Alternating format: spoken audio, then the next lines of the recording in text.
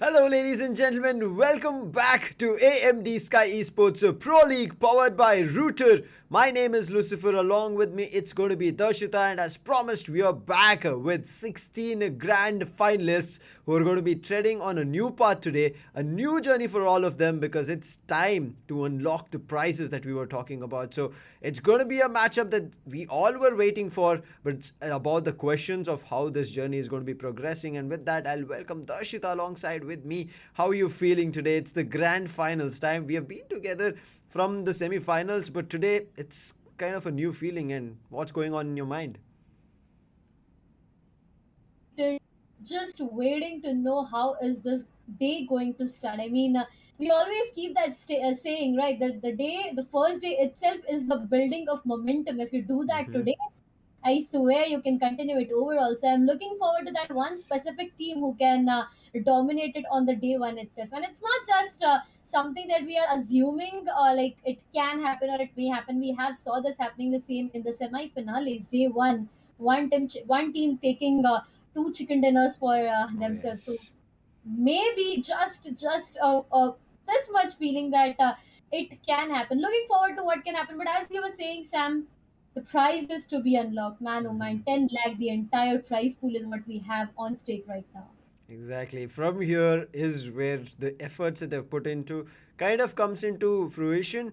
But still, it's not that they have already placed them into the top six. But it's not only about that. It's not about being in the top six. It's about walking away with the title itself for this AMD Sky Sports Pro League. It's going to be a big title, and walking away being the, I would say, title bearers or flag bearers, you will be outshining every other teams who were there. I would say the 24 teams who were also invited. Along with that, the rest other teams who are right now associated and joining this place and tournament, the rest 15 teams, they will be kind of disheartened, but it's the start. It's just day one, and we are going to be seeing the matches start off. Anything can happen. As you said, there might be situations which can be repeated from semifinals, or a complete turnaround where nothing that we saw in semifinals comes in play, and there's going to be something different itself. But before that, as we were discussing, the 10 lakh prize pool right in front of your screens will let you guys know why these teams are fighting out. We have been talking about it from day one, Darshita, but it's day one of grand final, so this time we have to talk about it. 5 lakhs and the bragging rights of AMD Skyesports Pro Leagues powered by Router is what the champions take for themselves. The second place, they get 2,50,000. The third place gets 1 lakh. We even have prizes for the fourth, fifth, and sixth place. That's going to be 50,000, 30,000, and 20,000 respectively. But again and again, coming back to that one specific individual prize that we always have, and that's going to be the most valuable player, the MVP of the entire tournament. He rewards himself alone a prize of 50,000. Exactly. This is going to be a player to be watched out. We did get a glimpse of who those players could have been yesterday once we saw the last time, the top five fraggers list. So it can be any one of them. It maybe not be any one of them. It might be somebody new itself. Because as I said, this is also going to be a MVP board, which will be restarted. So you're going to be starting from nothing as we are going to be seeing the grand finals overall standings as well. So right now, all the teams who are going to be fighting it out from match one have 0 points for themselves. So from here on, they have to build their momentum. They have to start raking up points, and that's when we will have an idea about what's going to be ending on day one and what's going to be happening in the upcoming days. But Darshita, because it's the grand finals, let's make some, I would say, kind of predictions. They're not going to be specific, but in the first four matches, because we are going to be seeing the four matches of the day, do you think the last circles will be having 10 plus teams, or do you think there's going to be aggression because of which in the last few circles we might just see like around four or five teams, or maybe less than 10 teams to be in that manner? I do feel like we are gonna see a lot of competitions in the last circles only, because right, each and everyone is just looking forward to get a great positions for themselves. Again, we'll come to that topic, but right now, if I talk about the overall schedule for the grand finals, it's gonna be the very first map of Erangel, second Miramar, third Erangel, and fourth it's gonna be Miramar. So Sam, a while ago I was about to say that Senok is something that I will be looking forward to, but again, the scenarios of Senok being here is completely denied, and we have these both amazing matches to be played for the entire final. So again, players, they do not get any moment of relief. You go to an angle, you play a classic map which everyone is habitual of, and again you shift your momentum completely to Miramar, where rotations and strategies are going to be the most important aspects overall. Change of pace is going to be the key of also winning victories, and also the main way to win is going to be adaptation. You can't just be sure with I know how to play Erangel, I know how to play Miramar, I'll play my strategy. It can work out. The early stages you might find the success, but after that somebody will re-strategize against you, and the next time you meet with them you might feel like they're an entire different opponent itself, even though their names seem same. So that's the reason we keep telling, because this is not going to be a tournament for just a single day. You're going to be playing it for numerous days back to back without a break. You have to play these matches, and like in semifinals, it's not the groups, so you have no chance of sitting out at all. So these 16 teams are going to be having one hell of a roller coaster ride, and this roller coaster ride, Darshita, see, there are roller coaster rides in amusement parks which people like, and they themselves get into it, jump into it, and enjoy and come out. Yes, certain people have nausea, and unfortunate for them, but this time, whether these teams want to get into the roller coaster or not, they have to. They got no other options Mm-hmm. right now. It's all about the prizes. The title, I would say, the biggest Yes. title that you got to yourself, and losing this after going to the grand finals, after qualifying, I would say, for the grand finals. I still remember with semi-finals having 24 teams. We It was somewhere like, we had 16 teams to get qualified further, and out of those 16 teams, now it's a time to decide which are the top 6 teams that are unlocking all the prizes for themselves. And again, moreover, not just the prizes but the MVP title as well. So talking about the 16 teams, there are a number of questions that who the 16 teams are going to be. They are already on your screen. So Sam, would you love to take our audience through all these teams? Oh yes, these grand finalists do, I would say, do not need any kind of I would say introduction, That's true. but they have done one hell of a job, and it's our due credit and also out of respect that we are going to be introducing them to all our viewers. Starting it off, it's going to be TSM, 7C, OR Esports, Hyderabad HYDRAS, Enigma Gaming, CHEMIN Esports, Celsius Esports, Team Big Brother Esports, Blind Esports, Team Insane Esports, Orangutan, Team Entity, Walkouts, Marcos, Team Forever, and Tactical Esports are going to be the last team. But what a way that all these teams have entered into the grand finals. Again, I want to let our viewers know, the people who had joined in from yesterday, they know this, that these teams were qualified yesterday itself. But this is the first time that this has happened, Darshita, that even in the last match, there was no changes. The teams which we saw in the last second match who should have qualified are the ones who have qualified into the grand final. So that's something that I've never experienced during BGMI, that a team, maybe a lot of teams generally kind of get moved out or maybe pushed out based on the, right, the last points, few points, 1 point of a difference. But this time it did not happen. So grand finals, it can be another surprising factor. But before that, why would it be surprising is because of the placement points, that if these teams are denied. So starting it off, the chicken dinner will be getting 15 placement points. Is what you get when you are placed second. 10 is what you get when you are placed third. But again, coming to the main point, top three is the position each and everyone is looking forward to, because after this, that's the end of two-digit mark and the beginning of single digit. That's going to be the fourth place with eight, the fifth place with sixth, and so on. So I guess top six is even a fine. Top four or five is a top is a good place to be. But again, after that, you should be really careful about the upcoming match you are about to play.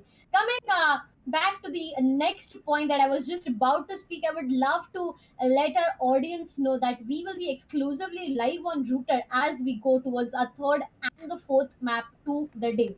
I guess these beautiful audience, they have been with us since the beginning of semi-finales. I still remember that Sam has already said this, that the way the day ends, it is the most beautiful thing. So again, letting you guys know, if you haven't downloaded Router yet, make sure you go to Play Store, download Router, because we will be shifting exclusively live on Router. And Sam, I guess missing this audience would be the biggest mistake we do. So I really don't want to miss any of them back there at Router, right?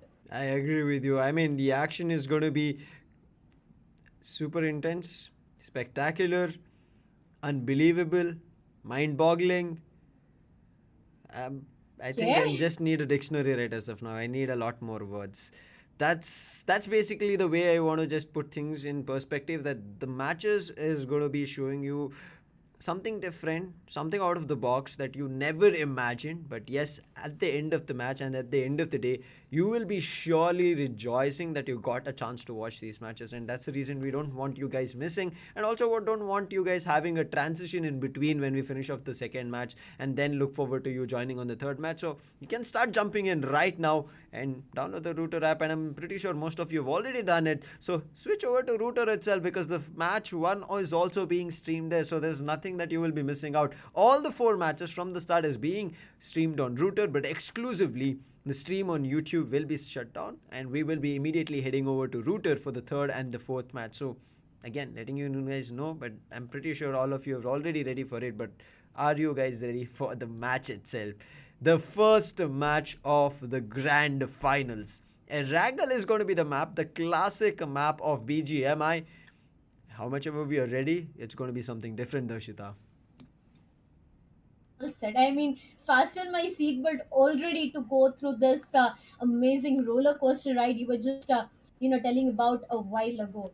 We always keep on saying that this is a classic map played, and each and every individual here, each and every player here is so habitual of playing this specific map. But again, when it comes to the point of rotation, I guess yes, we have these teams shining really bright when it comes to the points of rotation. But again, drop clashes is something that can't be avoided. And eventually, at this point of time, just imagine you are in the very first map. You know that let's go, it's the day of grand finals. You are preparing yourself, and out of nowhere, you see one of the team in your drop location, and there you need to realize that, oh my god, we are not even down to the ground yet, and we need to fight. That's going to be Exactly. difficult, right? I agree with you, Darshita. I mean, there can be situations that could have happened because in semi-finals, we did mention this that not all the teams are giving it their all. They're playing with experiments. They're doing something out of the box. They're trying some new strategies so that when they're in the grand finals, it is just a flawless run. They do not have any gaps or they do not have any mistakes or even maybe some miscoms, which because of which we can see a couple of casualties here and there. And I hope not happening it here, but there is going to be BGMI, right? Anything can happen. Unfortunate push, unfortunate fight. A Slamin might come in from a different team, so you just got to be ready. And as we keep talking about it, you need to have a plan B, plan C, plan D.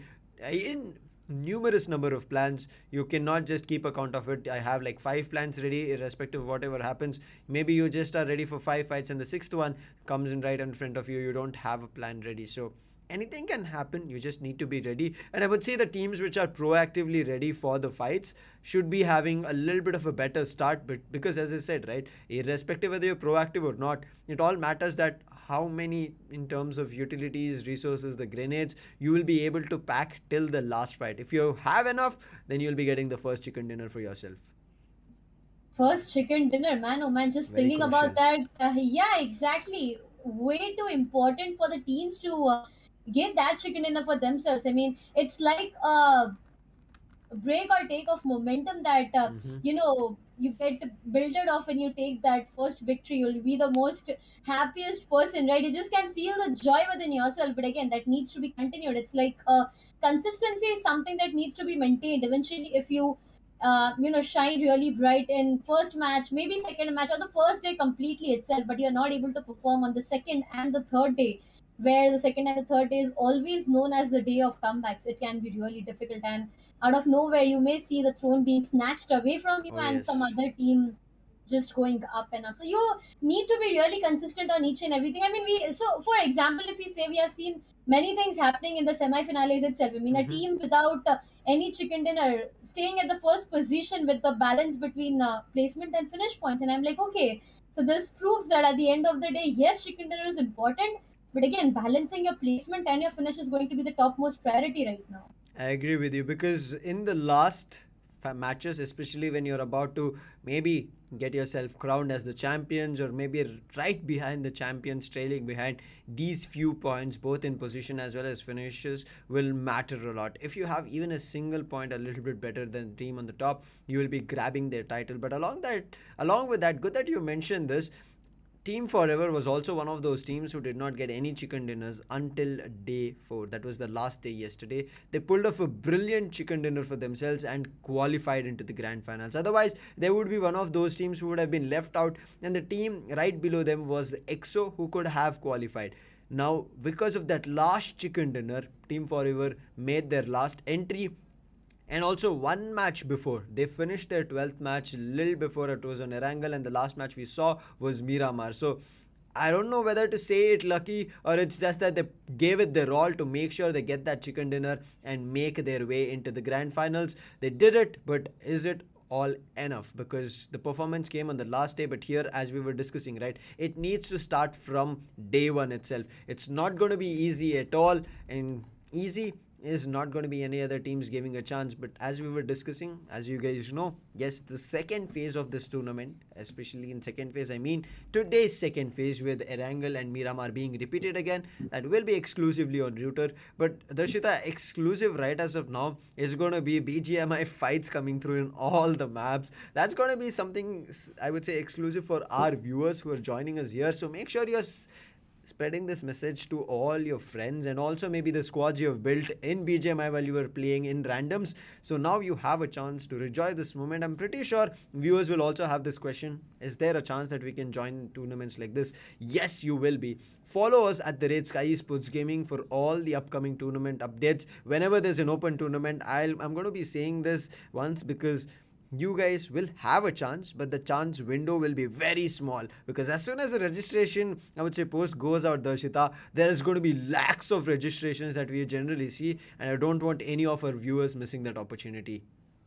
I'm looking forward to that. And we usually keep on saying that there's a lot of opportunity right in front of you. It's just about how you manage to, just take that opportunity and convert it into a positive way for yourself. So I guess that is everything that I'll be framing it to. But again and again, reminding you guys the schedule that we are going to have on the day one of grand finals. That's going to be Erangel Miramar, Erangel Miramar. So again, two be complete classic and vanilla map, as you always say, Sam. And the two maps, Miramar.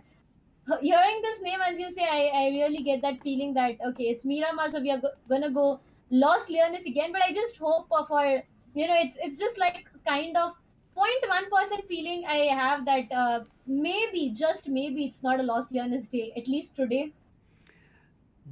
I would second you on that. I would maybe not want to see Los Lunas on day one itself, and maybe even not match one of Miramar. Yes, Miramar is going to be the second match, but yeah, I would love to have Los Lunas being the end of the Miramar match on match 4. So if that does happen, we're going to be getting a lot of building fights. But as you were saying about Miramar, right? Irrespective whether we want to see building fights or not, the main thing that I'm pretty sure you will also agree, the viewers will also agree, there's going to be vehicles stumbling, players getting eliminated to the play zone when they don't pay respect to it. So these are some instances which might seem a certain bit times funny, and also certain bit times, I mean, a little bit obvious. But I hope those mistakes are, I would say, today corrected and not repeated, especially because these 16 final teams, they are all hungry for the champions title.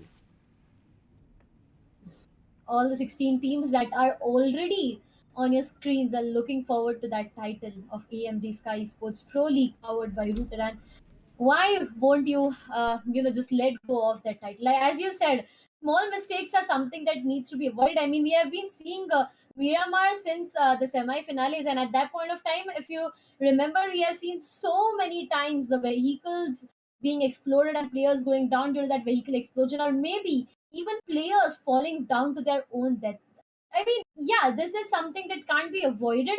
But again, there's a one more thing that keeps on happening is these players, when you say about grand finals, when you know that you just have some specific maps to perform, there's a Mhm. lot of pressure that they already have for themselves. A lot of pressure is already built inside themselves, and you see one grenade they try to chuck and they just write their own death because of that. So there are so many instances that usually do happen because of these pressures. But again, it's day one, it's an important day, so playing Yes. without pressure is something that we can look forward to. But again, that is something that is next to impossible, right? Exactly. This is the first day. There are two things right now balancing on the scale. One is that it's going to be the first day, so you have nothing to worry about. On the other end, it's the first day, so you have to perform. Yes, Same thing, true. same word, but there are two different, I would say, scenarios that we would have to see. So no pressure and pressure. It's about how teams take it. There are going to be maybe a couple of first game jitters, because we understand that these teams have faced off each other in semi-finals, but right now, as we were saying, they'll be facing them for all the upcoming matches, maps, throughout the grand final. So there's no breaks going to be there. None of the teams are going to be taking a rest day, so everybody has to give it their all. And the first game jitters, as we were saying, right, there might be some strategies that were never shown in the semi-finals and grand finals. As you did also mention, maybe they had a specific drop that they were usually going, but in semi-finals they did not show it, and in grand finals they get to that drop spot, and another team which had no idea that this is their drop spot heads there as well, and free finishes coming in the start of the tournament itself. So these kind of scenarios can happen, but I'm pretty sure all these teams will be looking forward to, as we said, right, a backup plan. Hopefully it's there. It needs to be there. You don't get any other options on that now. As you said, I would like to add more examples to that. For example, you lost one of your players who's providing you all the information.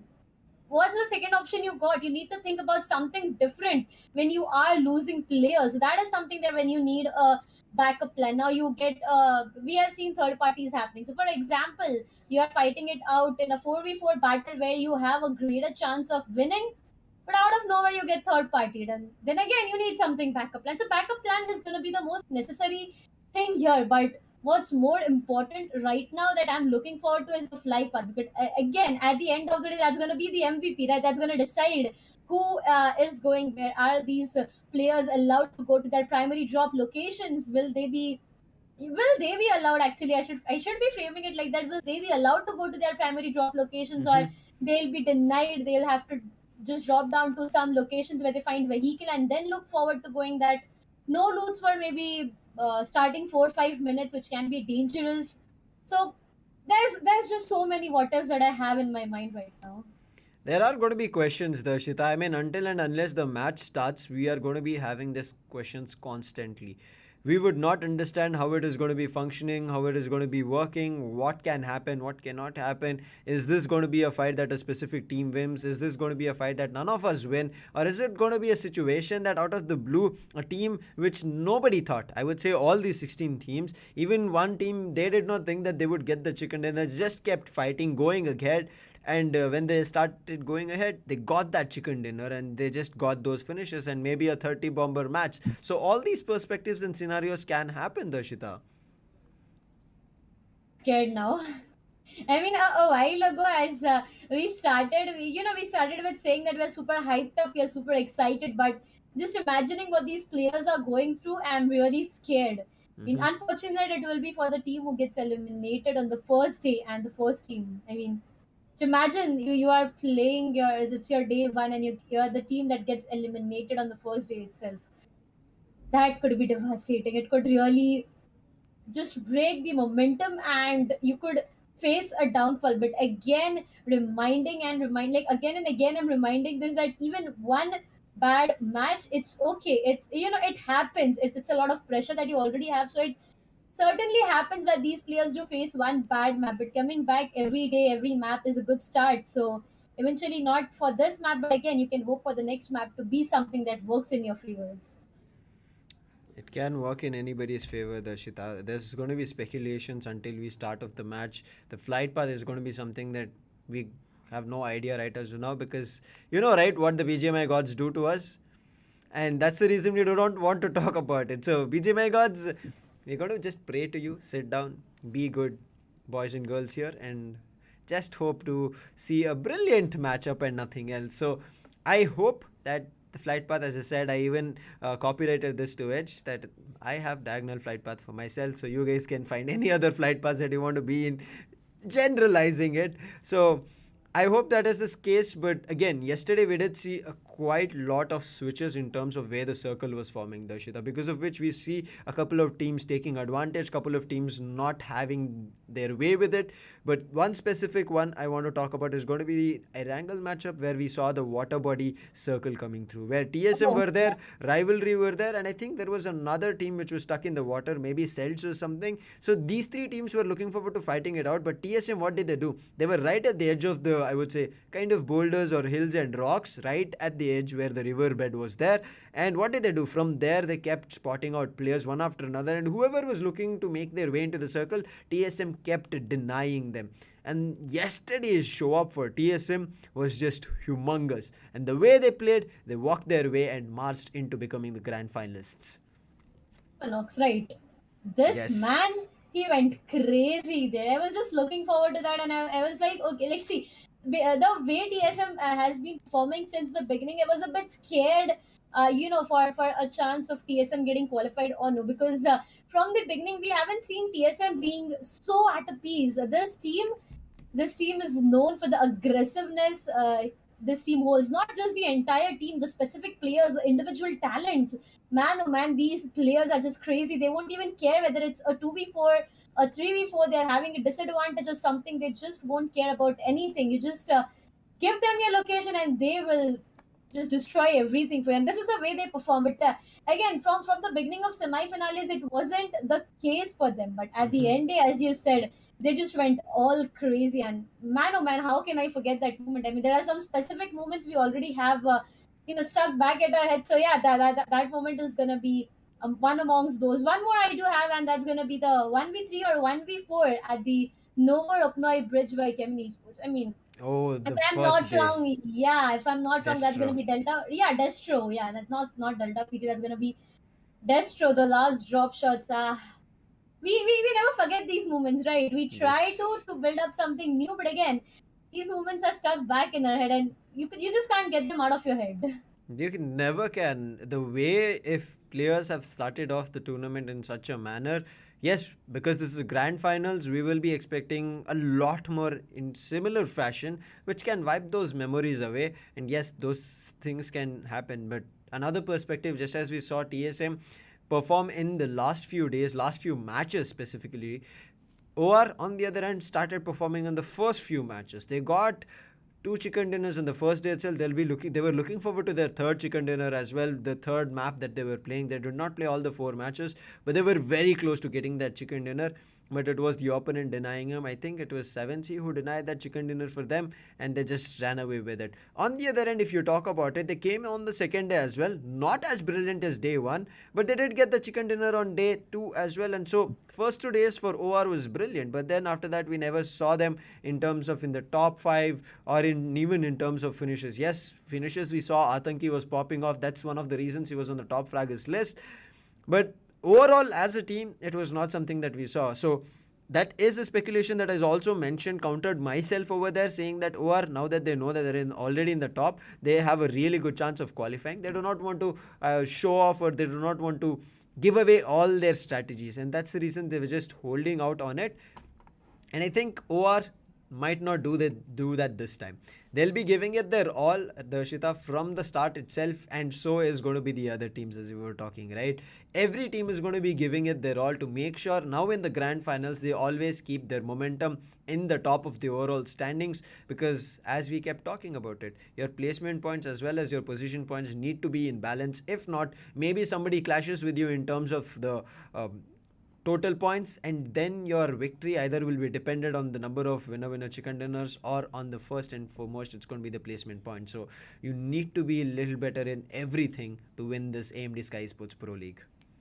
I completely agree with that. You need to be better each and every day. But with that, the very first map of Erangel that's already on your screen, the moment that we have been waiting for, fly path starting from Nova Opnoi to ending somewhere nearby Gatka. So again, the upper edges, the areas of Sivani, stand your shooting range completely at a piece. Even if you want to travel there, you need to get a vehicle and be completely up with the information that was starting.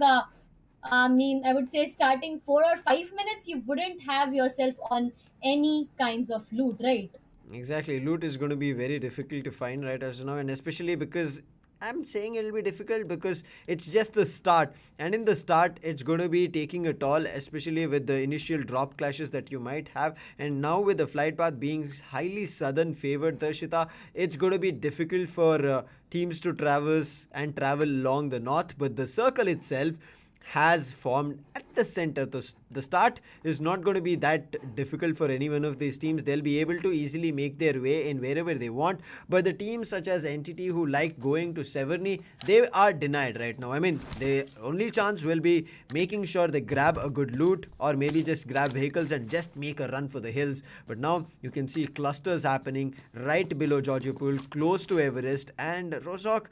Last time we saw there was a huge cluster at Rozhok. This time it's not happening. Pochinki is where I'm a little bit eyeing myself in terms of where Blind has gotten themselves into, because in the recent times, especially in the semi-finals, Blind was there in the first 2 days, but in the third and the fourth day they were not seen at Pochinki. They were going to a different drop and also making that work for themselves. They were playing brilliantly with that change of the drop. Are looking forward to do the same today. Even, I mean, you can't predict anything, right? We always say this game is out of our prediction, and the way it has been till the date, I am not predicting anything, Sam. You ask me anything, I won't be predicting anything at this moment. Not even the flight path, not even the circle. Yeah, I do have my own hopes and assumptions, but again, this game is complete out of predictions. Talking about TSM on the other side, they have found for themselves some good amount of loot to work around with. Look at that. You see the players as well, like as usual, the production is doing an amazing job. You just not get to experience the play that these teams are performing. Eventually, their own reactions after a fight, maybe, right? I'm looking forward to it, how these reactions are going to be, because I do love it, and especially having the camera in the grand finals, it does give you an insight of what's going on in their, I mean, not specifically in their mind, but as casters, we make our assumptions. Hopefully, we're a little bit right, and that's what we hope, because the BGMI gods always deny us. Let's see how it's going to be working out. OR not started off with any aggression in fights, only concentrating on loot. And Erangel, I think at least for the first match, Darshita, and especially till the 10-minute mark, I think we are going to be just either seeing isolated fights or no fights at all. It may not be. I mean, maybe yes. For this specific match, I'm pretty sure that there is not so much happening, and with the very first play zone being completely at the center, there are really low chances. But on the other side, we have 7C there.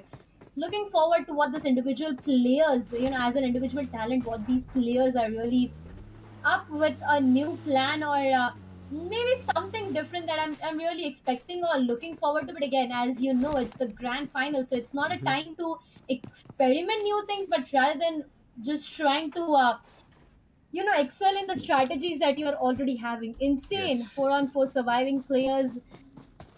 Complete open area is something I'm really scared of. I agree with you. I just did mention, right? Maybe some isolated fights can happen, but that was the insane man in Neo.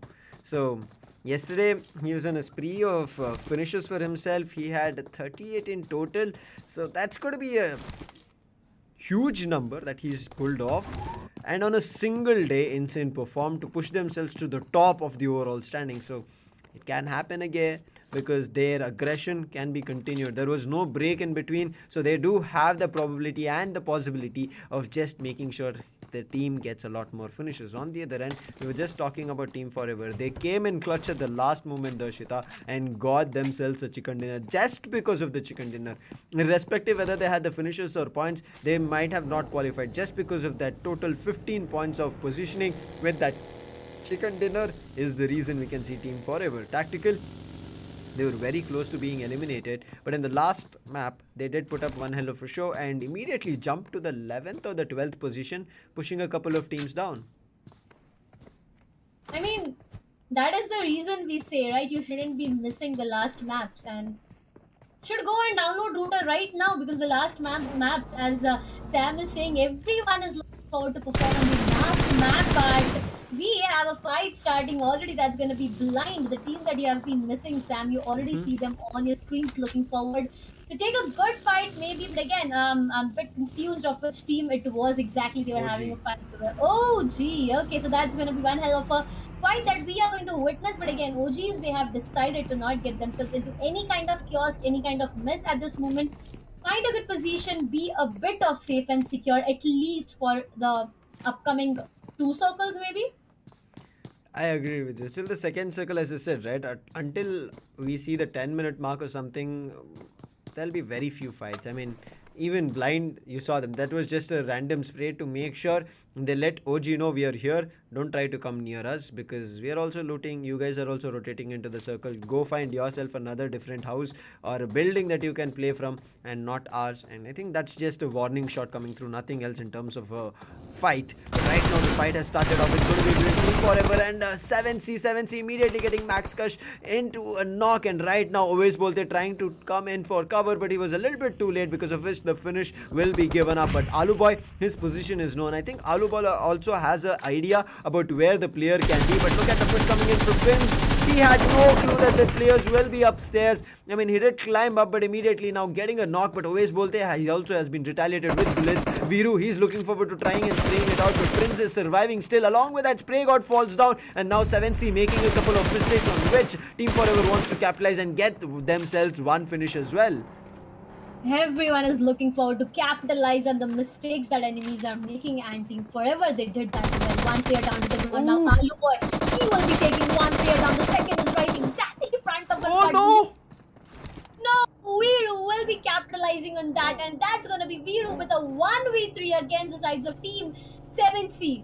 Do you need anything else to begin your grand finals journey with a 1v3? What else do you need? Just let me know, Sam. I think, as I said, 10-minute mark, immediately 7C and Team Forever said, wait a minute, we're going to show you what we have got, and what a way to convert the fight, especially with getting a first finish on themselves, having the first casualty of this tournament, but immediately changing that pace of the fight Oh, and getting those finishes.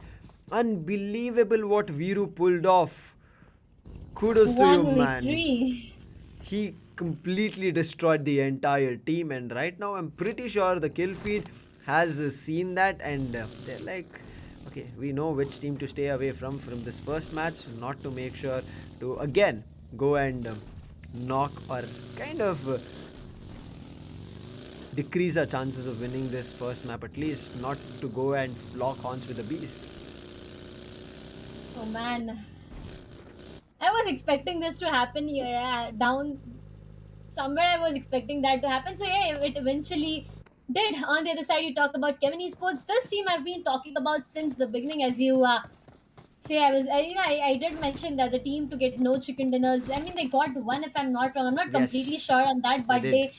yes, and the way they have maintained their position, just getting one chicken dinner, but maintaining a balance between the finishes and the placement is something that I was really, shocked. I'm not exactly shocked, but look at that, a cluster being formed right exactly center. So the players here are pretty sure that the upcoming zone is going to, have a complete central shift. Now I'm pretty excited to know what the team in the Yasnaya is looking forward to. Are they looking forward to go further and join the party that's happening exactly in the center, or they'll be with themselves and their team just waiting for the upcoming zone shrink?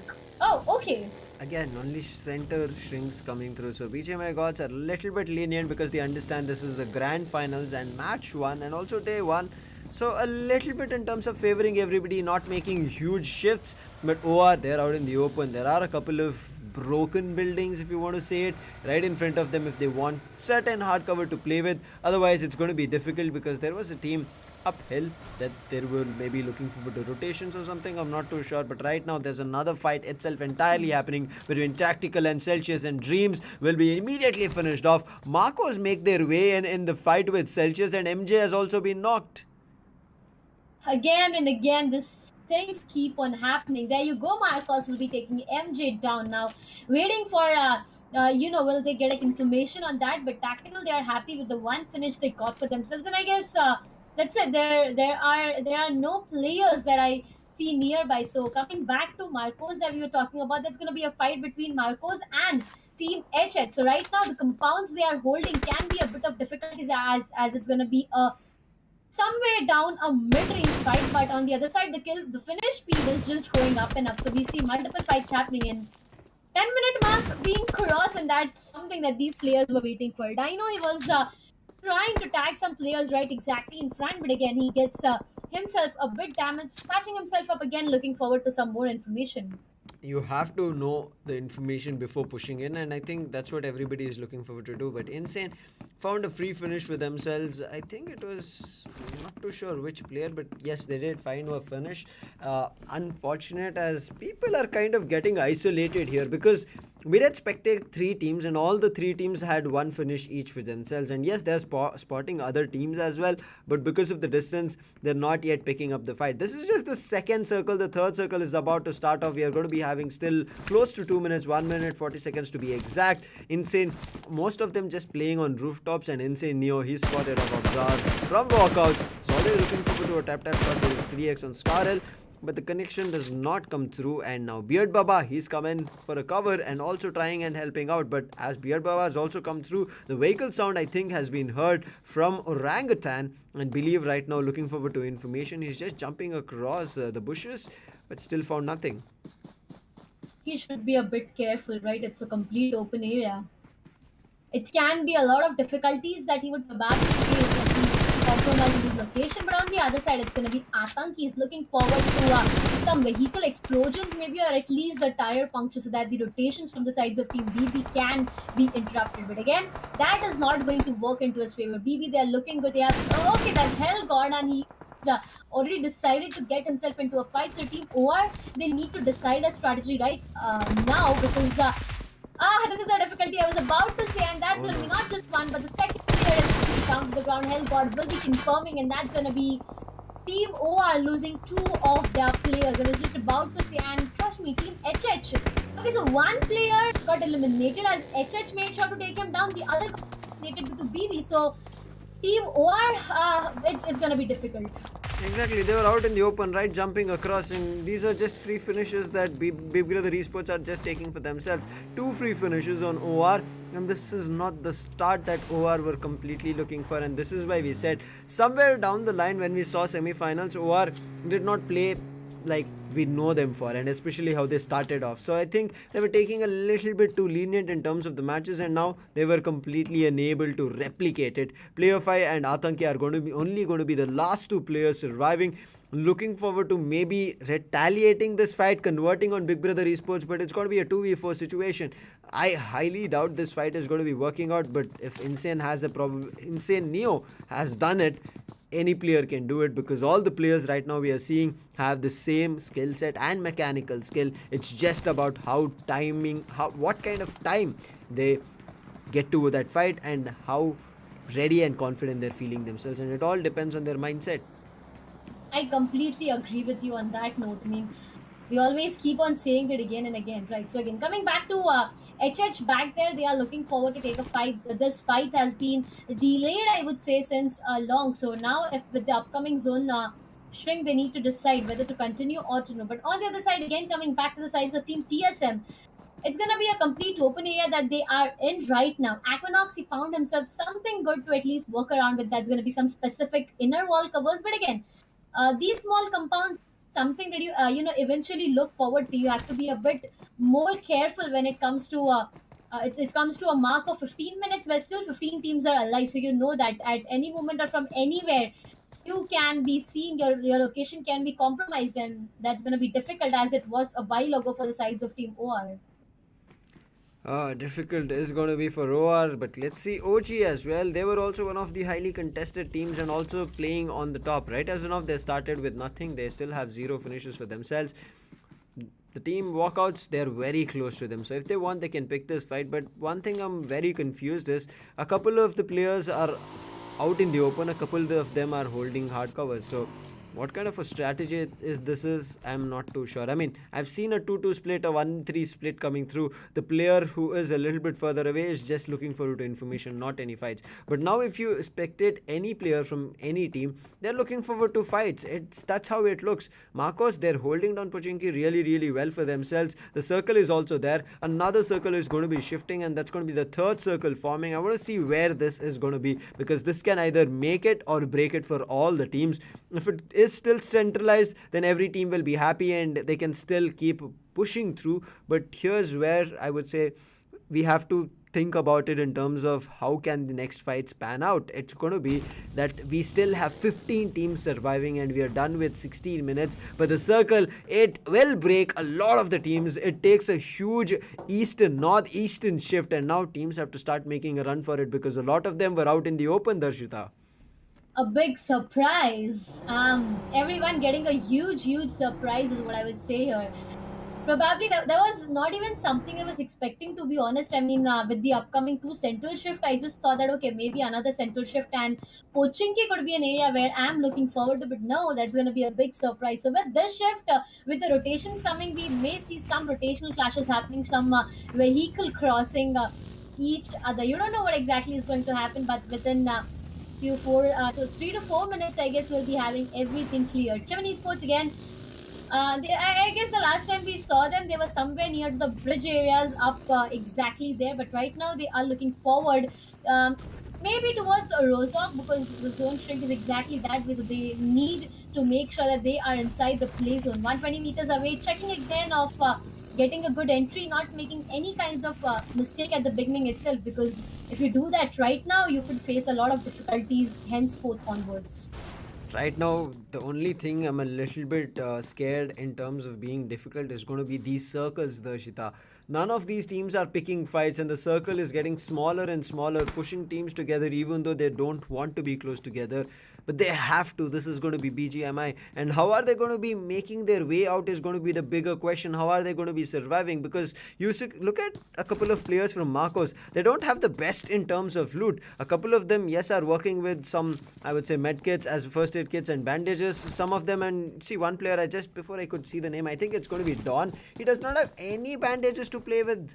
I think that's going to be very difficult, especially if he receives a little bit of a chip damage. He has to go in for committing his first aid kits, and that's not going to be a good idea. But now TSM Ninja Jod, he finds one on CHEMIN's players. CHEMIN were out in the open. They were just running across, and yes, they were together. And I'm not too sure how it's going to be progressing. Will Delta PG be able to make his way back, or is it going to be Ninja Jod along with his teammates pushing through to eliminate Kemen? Now blind also right now in a couple of buildings, and look at this Ninja Jod, he spotted another player. That's going to be Destro. Delta PG, I think he'll be easily revived, nothing to worry. But where are the other players from TSM? They're playing very split apart close to ruins, Darshita.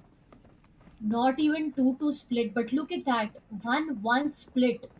This can be dangerous. This can really be dangerous. Ninja Chod, he finds the sides of Team CHEMIN Esports, but again, these players, they need to regroup and then have a fight. Because again, if you talk specifically about Ninja Chod, for example, if this guy he is down to the ground, the hopes of revival just pushes down to 50%, and that's not how it works. Especially in the end circles, you need to make sure that all your players are just looking good on their health and are surviving straight on their feet. So maybe a regrouping is something uh, that is something I'm looking forward. But on the other side, you talk about walkouts. That's going to be a tap shots, and okay, that one player he hit back a lot of damage onto his helmet, always bolte onto his armor, and they already have lost one of their players. But again, gaining four finishes, completely eliminating one squad is a great achievement. But always bolte complete.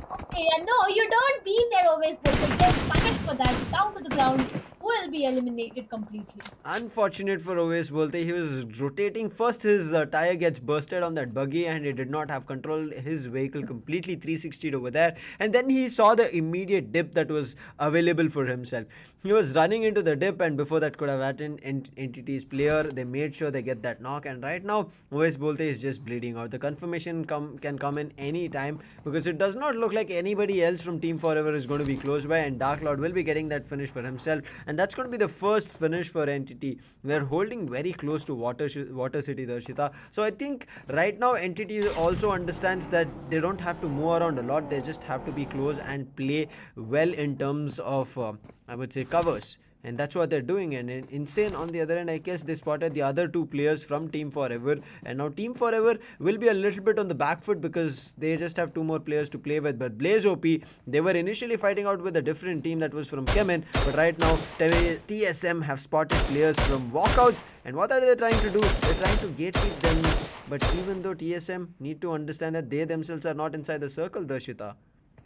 They are trying to gatekeep a team, but they themselves can be a they just themselves can get themselves into the same traps that they are building to someone else, right? But again, Sam, I'm pretty shocked. 21 minutes and still 15 teams alive. What is going to happen in the upcoming zone shrink? I just can't imagine what next is happening. But Shadow right now is looking forward to go a bit more aggressive. Again, they need to remember that they are out of the play zone, and What? eventually getting four finish. Look at that. They just want to go for finish, and there's nothing that is stopping them. Again, they will be looking forward to a complete open area. This mistake can literally turn tables around. Yuva OP is being caught. His location has been compromised there, but I'm just looking forward to what plans do TSM have. Are they looking forward to go for the zone? Because I don't feel they are doing that. The last minute to start crumbling in the circle. They find a vehicle. The spray is coming in from Ninja Jod. It looks very brilliant. He's done the damage, but the reload kicks in, and he had to let go of that fight. But the other players are covering. But now let's head over to the fight between Team Forever as well as Big Brother Esports. As I said, it's going to be the last two surviving players. But unfortunate, yes, one player falls down. But Daljit, did he just make it happen? I think not. The last player, Daljit, did knock two players down from Big Brother Esports, but Hellgod immediately retaliates. Now it's going to be a third party as Tactical started off, but in front of our screens there's a fight already which is going on, which is going to be Insane versus Walkouts. And again, this is a similar fight. Gatekeeping scenarios is what we are going to be seeing, but Insane also don't have the circle. What is happening, man? This it's just going crazy completely. Insane. They And they got finish two it for off. Yeah, they finish it off without the circle. TSM did it a while ago. I mean, why is this happening? Enigma Shaggy with that grenade. Well, that goes there. A slight damage is what player 5 hits himself. But look at his HP, a magical surviving HP. And if if even one bullet could have connected, that he would have founded himself down to the ground. Comeback is being caught there, and that's going to be carry taking him down. But swiftly, there will be a trade coming. Comeback completely eliminated, and so is Ace back down to the ground. Player 5 is being caught by Shaggy there. Well, will that can work into his favor? There you go, and that will be working into his favor. Team Big Brother Esports gets eliminated with 4 total finishes. Team Enigma got a great opening, and that's going to be 1 finish for the entire team. So we have right now left with 12 teams, 39 alive players, and 24 minutes done and dusted. Dashita, this is the question I initially asked. Do you think in the last few circles we are going to be Yes. seeing teams more than 10? And it does already happen in the fourth circle has so many players. Yes, right now you can see a lot of fights happening. The feed just running away from us. Apollo finds one. Will he be able to confirm? Is going to be the question. And Tactical, they've already eliminated Big Brother Esports. They've spotted the last and only player from OR. They're looking forward to doing the damage. But in the meantime, TSM are also doing the damage on Hyderabad HYDRAS. Surya falls down to the circle, and I think Hyderabad HYDRAS, that should be the end for them. Entity find OG, and they're picking up a brilliant fight with them. One after another, the knocks and finishes are coming through, and I think OG should also be eliminated. In a couple of seconds, we will get the confirmation, but TSM initiated a fight with CHEMIN, but they let go of the fight, on which now CHEMIN have started it off, and TSM's player will be knocked and finished off. CHEMIN, Justin will be getting the advantage. Blind now finishing off Marcos, and one after another teams are just falling apart, and this is another team's confirmation that Marcos is out of the tournament in terms of this first match at the 12th position.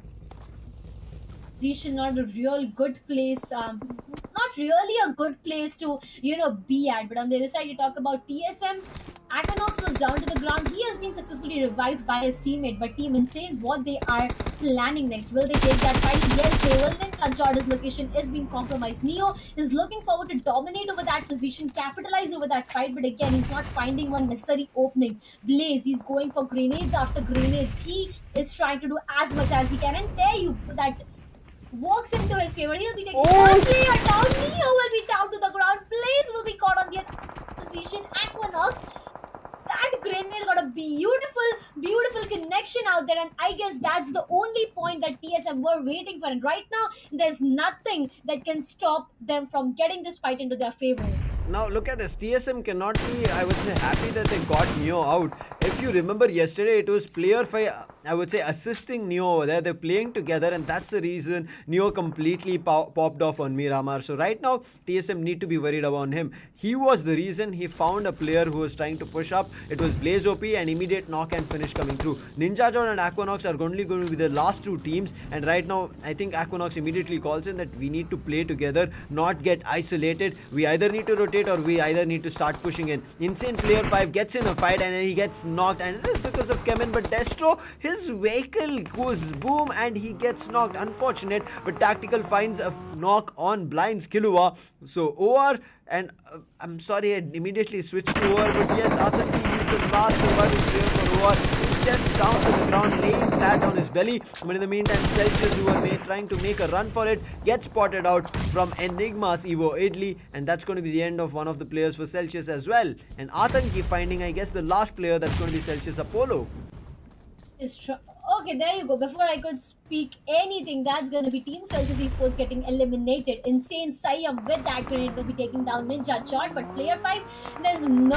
Okay, there's a slight hope of revival, but again, Evo Idli on the other side getting hit back a lot of damage onto himself. And there you go, Entity Narclord will be down to the ground. Play zone. Going under the play zone is something that I won't ever be able to digest. I mean, yeah, it's really important for you to play due respect to your play zone. Eggy, he's just trying to go in for a grenade parade. Insane Siam there will be taking Ninja Jot down again. So I guess Aquanox is the last surviving player now, and just looking forward to what more he can do. Atanki's location is being compromised, and one grenade will be enough from the sides of Enigma Eggy to take him down and completely eliminate him. Unfortunate, but right now, as Atanki is down, OR will be done for this match. At least we'll be looking forward to them in the next match. But player 5, who was knocked, is still surviving. CHEMIN, I think they got distracted. They picked up a fight with another team, and TSM will also be Getting eliminated on Erangel, that's a confirmation that we'll be getting. But tactical, they did initially find a player on blind, they did deal the knock, but right now with grenades, they're going to be getting the finishes and eliminating the entire team as well. Only 5 finishes for blind, and they get eliminated at the 8th position, which makes that they have one single placement point, totaling up to 6. But right now, the fight which is going to be on our screens is going to be Enigma versus Entity, where Noob has already been knocked. The grenade does come, I think, but it does not do the damage. Evo Italy, immediately after making sure his teammate knocks the player, gets that finish for himself. Grenade is all set on them. Dark will be taking one player down. Evo Italy on this side is looking forward to some confirmation, but that is not going to work in their favor. And there you go, one more vehicle explosion happening. Man, this is not Miramar, this is Erangel. Please try and avoid those vehicle explosion. HH carry will be caught onto a completely different angle. But look at the minimap. Each and every team is out of the play zone. They are just fighting it out of the circle. They need to make sure to make an entry. Evo Italy find themselves a good entry, but again got punished by a different angle. That's going to be tactical, giving a surprise. Entity Gaming gets eliminated with 5 total finishes. Enigma Eggy, he is up to the information regarding the sides of Team Insane. But Insane, do we expect an insane level gameplay at this moment and them capitalizing it over everything? The possibility is there. The name is already saying insane, but let's just wait it out. The team which is going has everything going on for them. It's going to be tactical. You can see they're still outside the circle trying to do damage, and yes, they do. It's going to be tactical kid taking 2 players of insane out, and it's going to be the last 2 teams surviving. Enigma have 3 players going on for them, whereas tactical have all their 4 players surviving. Insane, look at them, 9 finishes, and that's when they went out. But still, Enigma, if you talk out of them, they have 5 finishes going in for them. They are feeling confident, but after losing Rex, in terms of numbers, it's not going to be that great. But tactical, they've kept their numbers always high. But one thing that Enigma has in terms of an advantage is going to be the Shida, that they have the circle. But Bomb is looking forward to dealing a little in terms of damage. I think he spotted the pixel, that's why he went for I would say peak shot, but immediately Saggy punishes him for them and immediately knocks him. And right now Bombed, I don't think reviving him is going to be easy. It is going to be completely difficult. Hitman right now is looking safe and secure, but again, if you look right straight at his face, there are 2 players surviving. Kid is being caught there, and that's going to be Evo Italy taking him down. So Enigma, they have lost one of their players, but they have punished 2 players from the sides of Team Tactical, K47 and Hitman. Now these 2 both players, okay, that's going to be 3 because one player has been revived back to his life, and Team Tactical, they do have enough amount of time to revive Kid back to his life and maybe patch themselves up completely. But look at that, the play zone is something that they need to have their main focus on. Tactical, again, they are just working around, they are just trying to be together. Hitman goes with 1 grenade, but again gets no connection out of that. Smokes have been deployed, the visions have been completely blocked. So this situation is a nail-biting situation for each and everyone. A complete 3v4 situation is what we have. Kid, there's just smoke all around and no one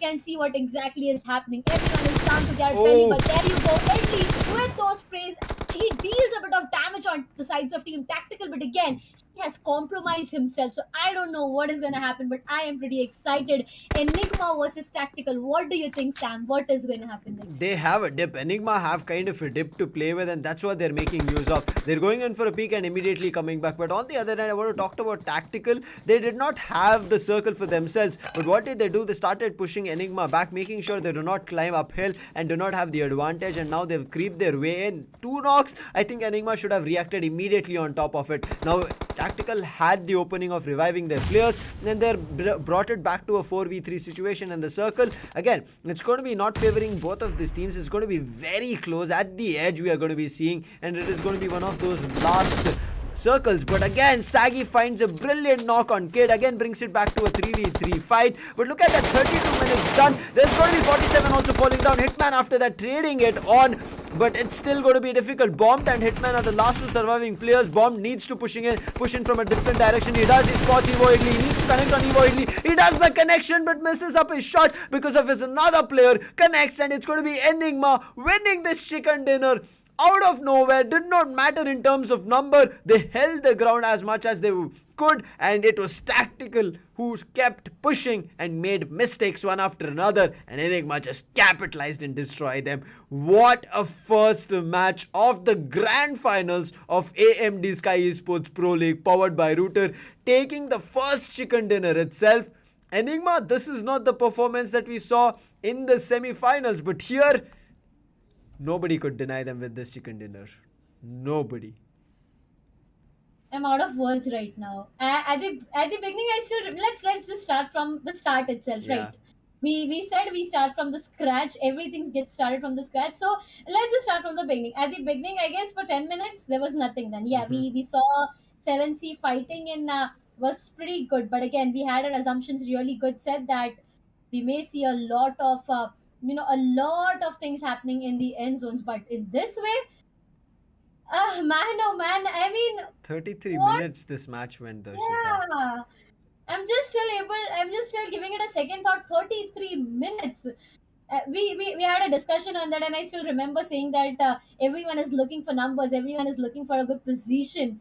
So I guess that's the reason that these players, they've avoided the initial fights. They made sure that initially they get no casualty for themselves. They deal no damage to themselves. Yes, everyone is looking forward to deal, to give damage, but to take damage is something that everybody is scared of. But man, oh man, what a start to the grand finals. Exactly, a brilliant start, but yes, I would say a couple of mistakes were also done Yeah, from that's tactical. true. They pushed up, but they were not ready for the fight. They did not expect it. I mean, let's again quickly take a look at the highlights, and we will understand what happened. I mean, I'm still unable to get my mind processed the fight that happened here. 7C had the advantage. They got the first immediate knock and finish, but they just left gaps where they isolated themselves, and Viru just capitalized. He just went ham one after another, finding players. You could see Oves Bolte, he came in for a peak but misjudged it, and he eventually fell down. But still, it was Viru saving his entire team and making sure they survive a little bit further down the line. But OR, as I said, as long as you're in the open, you might eventually get found out, and they were found and they were immediately wiped one after another. Yes, a couple of players survived, but it was not enough. But Insane making this move was just completely insane and unbelievable. They were outside the circle, and look at that, how close they were to the blue play zone. And any moment the play zone could have started crumbling. But again, Enigma, I think, finding players one after another, pushing together, was the reason they kept their team strong and got this chicken dinner. You saw them, they took down OR as well. The end of the day, and that is specifically happening with each and everyone. A grenade parade was started from both the sides, but again, that couldn't eventually work in some teams' favor. Entity on the other side, they were really looking good, like 5 finishes, but again, it was more good finishes, I guess they got for themselves. But again, it was like somewhere a last player surviving, and when it comes to a last surviving player, I didn't really feel that what more can be done. Insane has did a great job overall.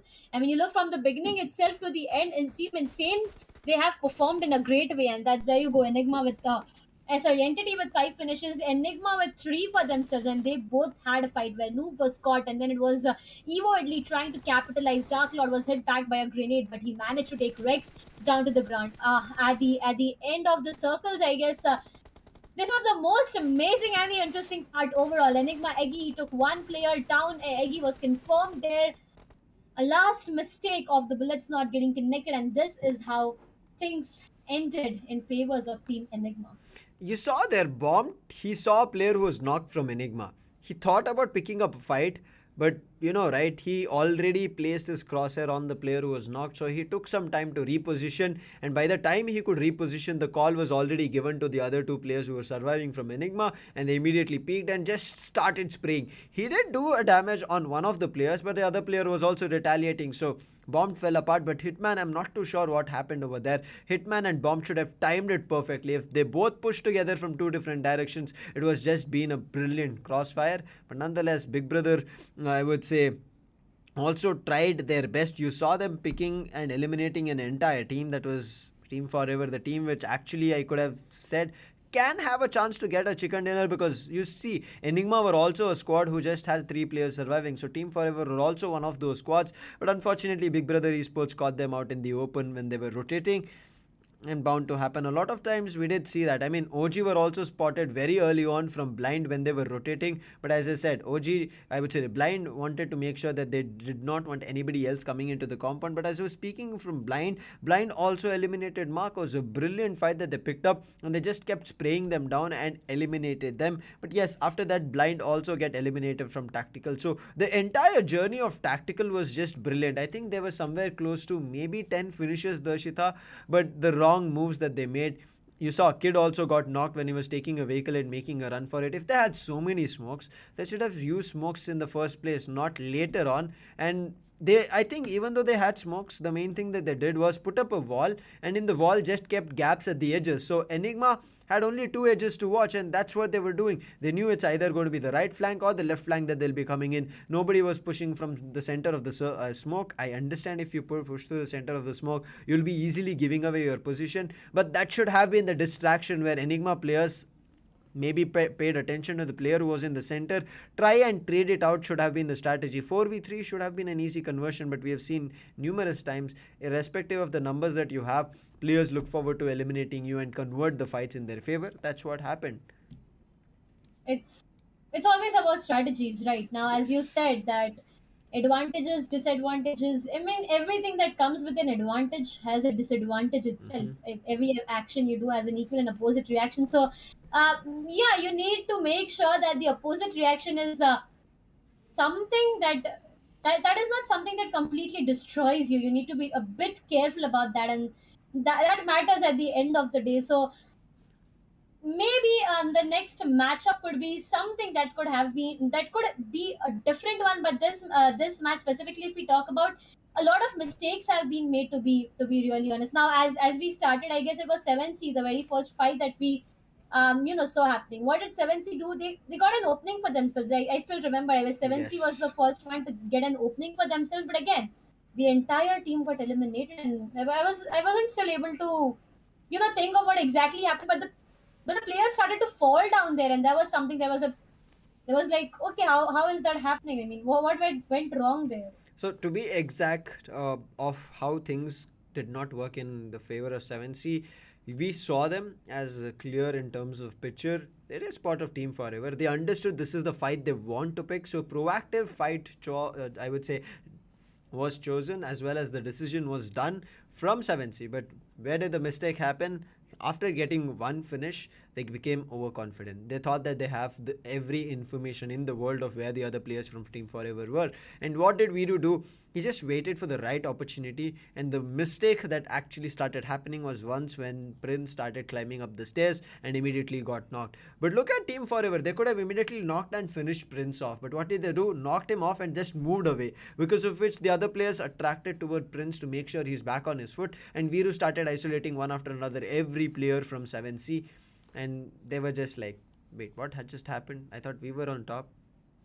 Bye bye is going to be what is going to be said. And that's why we say BGMI, there are going to be a lot of unexpected scenarios which you might think you're on top of it. I mean, again, tactical, they would have been one of those teams who would have thought, yes, we have a chance of a chicken dinner, we have all our four players surviving. And Enigma would have been one of those teams who just concentrated on their fight. They never even thought about the chicken dinner. Once they started off picking players and got those finishes, and once that chicken dinner started came on their screen, that's when I'm pretty sure a couple of them would have realized, oh wait, the match already ended and we were the ones who got the chicken dinner, and they will be even more rejoicing. So these kind of scenarios can happen when you're concentrating at most in how you play and how your team plays, and making sure the fights and the finishes come in your favor.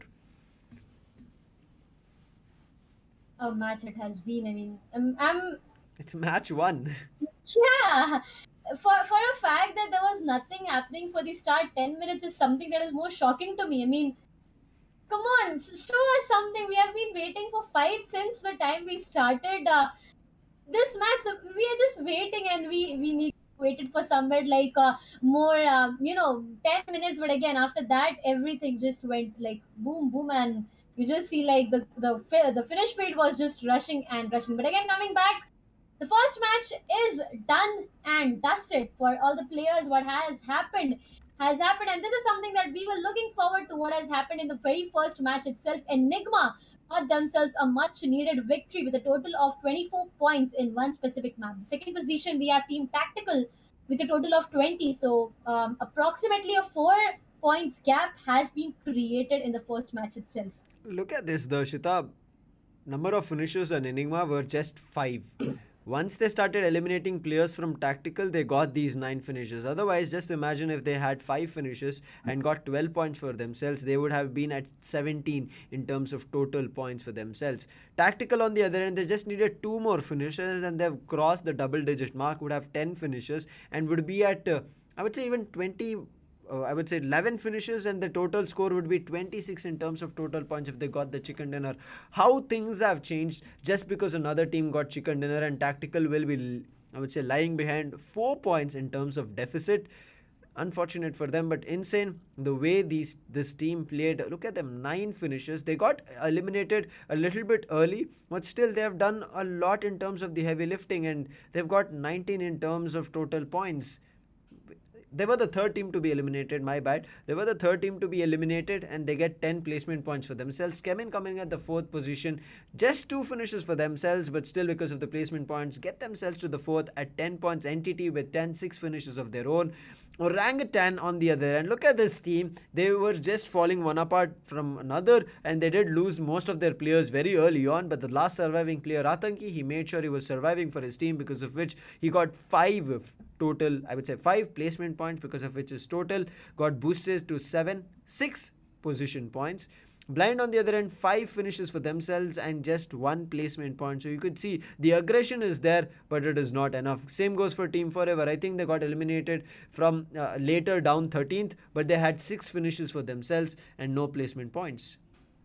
This is what matters the most, right? The number of finishes and the balance you do between the placement is what matters, and that's a clear example that is already seen on our screens. TSM, they got 3 finishes, but again 1 placement points. That's going to be 4 for them. Big Brother Esports, 4 finishes, and that's the overall points that they got. Hyderabad Hydras, they got 1 finish, 2 placement points. That's a total of 3. So somewhere down the line, if you compare, see, we have seen teams getting good finishes. I mean, 6 finishes, I guess, is what one team got. If I'm not wrong, that's forever, but a single placement point. So that's what matters at the end of the day, where a balance is made. Now, for example, if they got 6 finishes and they could have accumulated somewhere nearby at least 5 or 6 position points, even it could have been a total of 12 or 11. So you may have found yourself in top 5.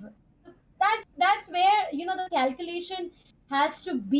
You need to make sure that these calculations are done on point. But for the audience right now, you need to make sure that you have router downloaded on your phone, because again, reminding you guys that after the next match, yes, we are going to have that on YouTube, but after that is done, the match number 3 and the match number 4, that's going to be Erangel and Miramar, will be exclusively live on router. And again, I don't really want you guys to miss any of the action. Yep, miss the action is something that none of us want. But if the action is happening like this, Darshita, I'm pretty sure our viewers, like, by themselves are jumping on wherever this action is going to be happening. But yes, with that, there'll be a small request that I'll be making you guys. Do not forget to hit that like and subscribe, and also the same thing on router as well. Wherever you guys are, show support to your favorite team, show support to Sky Esports as well. And as I said, you will also have a chance to participate in our tournaments very soon. So make sure you are following us on Instagram at the rate Sky Esports Gaming. That's where you will have your chance of getting the updates. And yes, you can feel free to reach out to us as well if you have any doubts in the upcoming tournaments, or if you guys have any feedback. We will be coming on the caster desk. That time you can see our Instagram handles. But in case you just want to know, it's going to be Sanat Sam 1210 for me as Lucifer, and it's going to be IG underscore Darshita underscore for Darshita herself. So make sure you follow her. You will be getting her as well, and you can have a chance to maybe have some any feedbacks that you want to send, or any specific questions that you have in terms of maybe what teams are doing, or in case you have whatever going on in mind. I don't know at this point. But now let's get back to the match of what can happen on Miramar. Erangel is done. Miramar is going to be the second match. We saw the map points. I mean, this map points is going to be the same in terms of the overall standings as well, because this is the first match. And yes, top fraggers is going to be something that I'll be looking forward to. But I think the top fraggers list will be updated and we'll be seeing at the end of the day, Darshita. So giving us a hint of who that MVP is going to be, the most valuable player out of all these 16 teams. Imagine one player for himself walking away with 50,000. Or maybe 5,50,000. You just don't know, right? The winning prize and the MVP can be the same. I mean, yeah, we always say that it can be, but it eventually has happened. So yeah, I do expect that to happen again and again. But coming back, as I said, you have a lot of questions. The audience have a lot of questions. So even I have one question for you, Sam. Now, Mm-hmm. as it is going to be, I this time want you to play a bit of bad role here, as it is going to Okay. be the Miramar thing. I really want you to predict one fly path that you're looking forward to and a play zone that you're looking forward to. Flight path, as I said, right? I have a No, no, copyrighted flight not path. the diagonal. No, Yes. not that again, please. See, I want something different, right? I have a copyrighted flight path. I cannot, I would say, That's not move fine. away from that. So then, okay, let's say, talk about a flight path. I'll be talking about a flight path. I think should be cutting completely northern and cutting through El Pozo and making sure it's crossing Torre Moda and other places. So that will be my flight path prediction. And I think the circle should be somewhere close to southern and central is going to be my prediction. Now, if you have put me there, I'm going to put you there as well. You have to give me your prediction, and I will request the viewers in the chat section. You can put up your predictions, and we want to know because this is the second match. First match we could not understand. Now, second match, let's see who's going to be winning. I mean, understand there's no prizes, but again, you'll be feeling good if BGMI gods are favoring you. I mean, the rarest of the rarest is what I want. A water circle Mm-hmm. in Miramar. Okay. And that's the most. That's the thing that is next to It's like a impossible. blue moon, right? Yeah, but I do love to see that. I mean, in Erangel, it's like, okay, fine, we see that happening in number of times, but in Miramar, water circle is something that is next to impossible. So I do love that thing. That the things I that are think, next to Darshita, impossible once in itself your stay. lifetime, Okay, you're going to be okay. getting it. Once in your Once lifetime. in my entire lifetime, I Yeah. mean, please don't be the one saying that, please. I mean, how many water bodies are there on Yeah, I Miramar? So agree. I agree. I completely agree with that. So that's the reason I say, right? Impossible itself says that I am possible. So I do let's hope see. on that. I do hope on that. But again, as you know, that denied a number of times. Maybe again, I am going to be the one getting denied completely. But you can't just predict anything happening. So I'll be looking forward to Yes. that. I mean, anything but not lost, Leonis. Agreed, Uh, Darshita. Because you see, as yeah. you were saying, right, hope is something that all of us need to have. That is true. Whether we are right or wrong, a lot of these teams, whether they think they're safe whenever they head over to Miramar, they just have that hope. Now, that hope, whether it's going to be right or not, it only acts when they actually seek information. So, Miramar, there's going to be a lot of positions that everybody needs to check. Lack of information is going to be the name, I would say, as people have a secondary name, right? Just like we have, it's going to be, I would say, lack of information for Miramar. And if you don't have information, goodbye. We'll be meeting you on Erangel again. That's going to be what I would say. Logic, going with vehicles in a complete open area and vehicles being exploded, trying to do some stunts in those high ridges and you just falling down to your own death.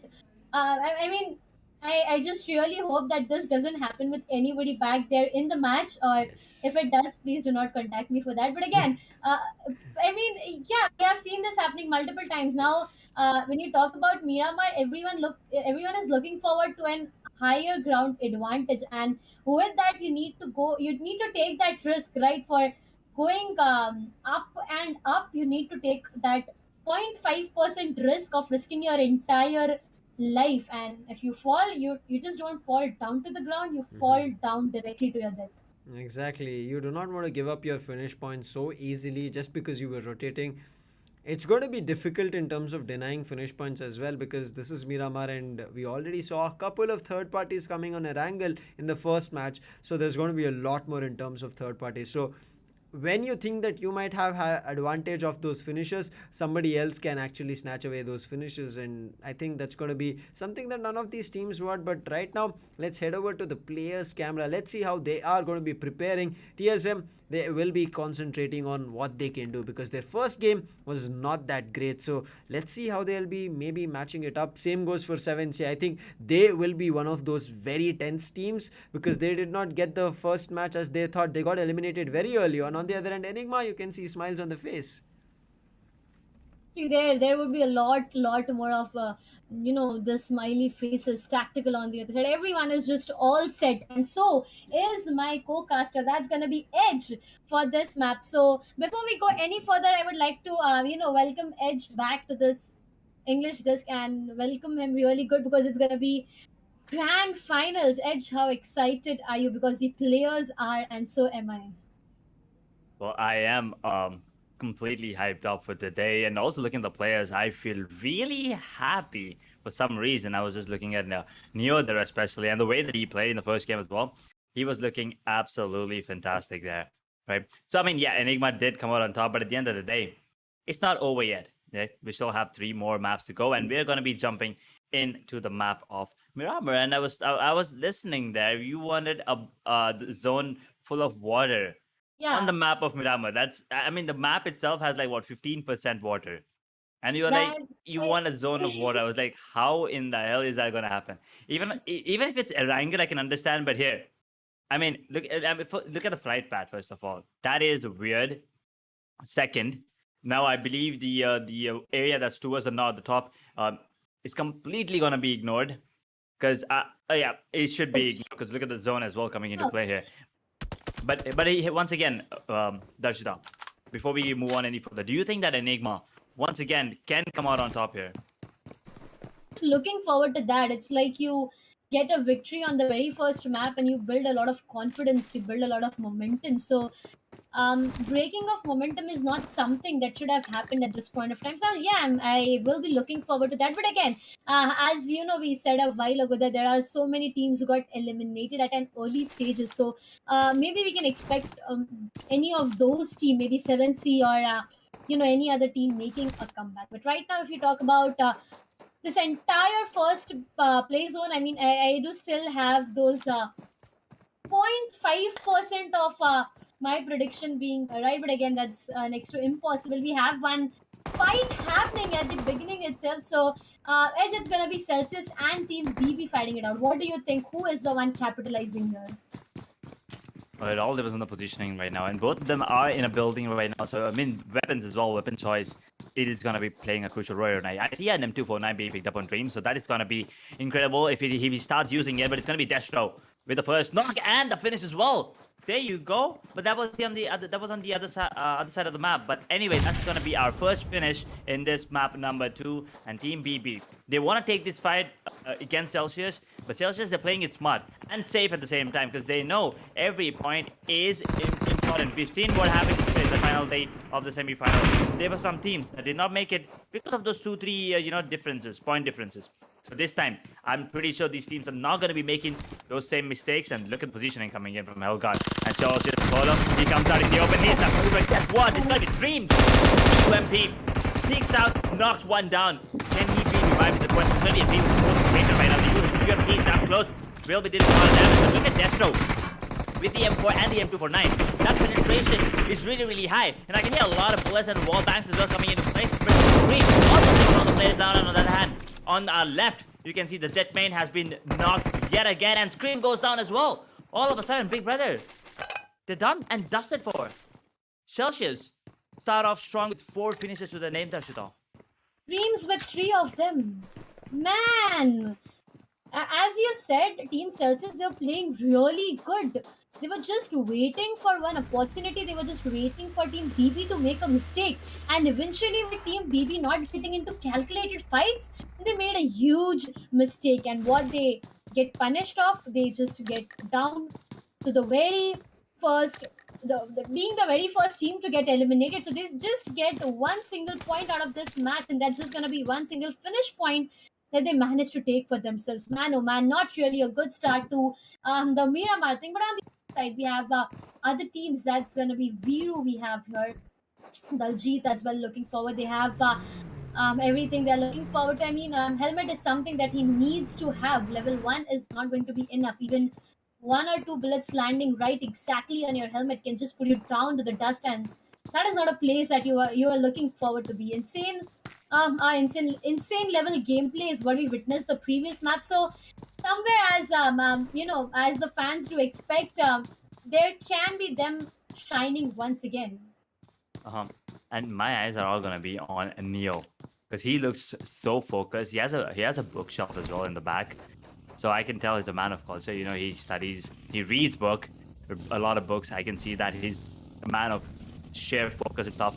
But yeah, let's see how he plays this particular map up here. CHEMIN Esports, they have one finish.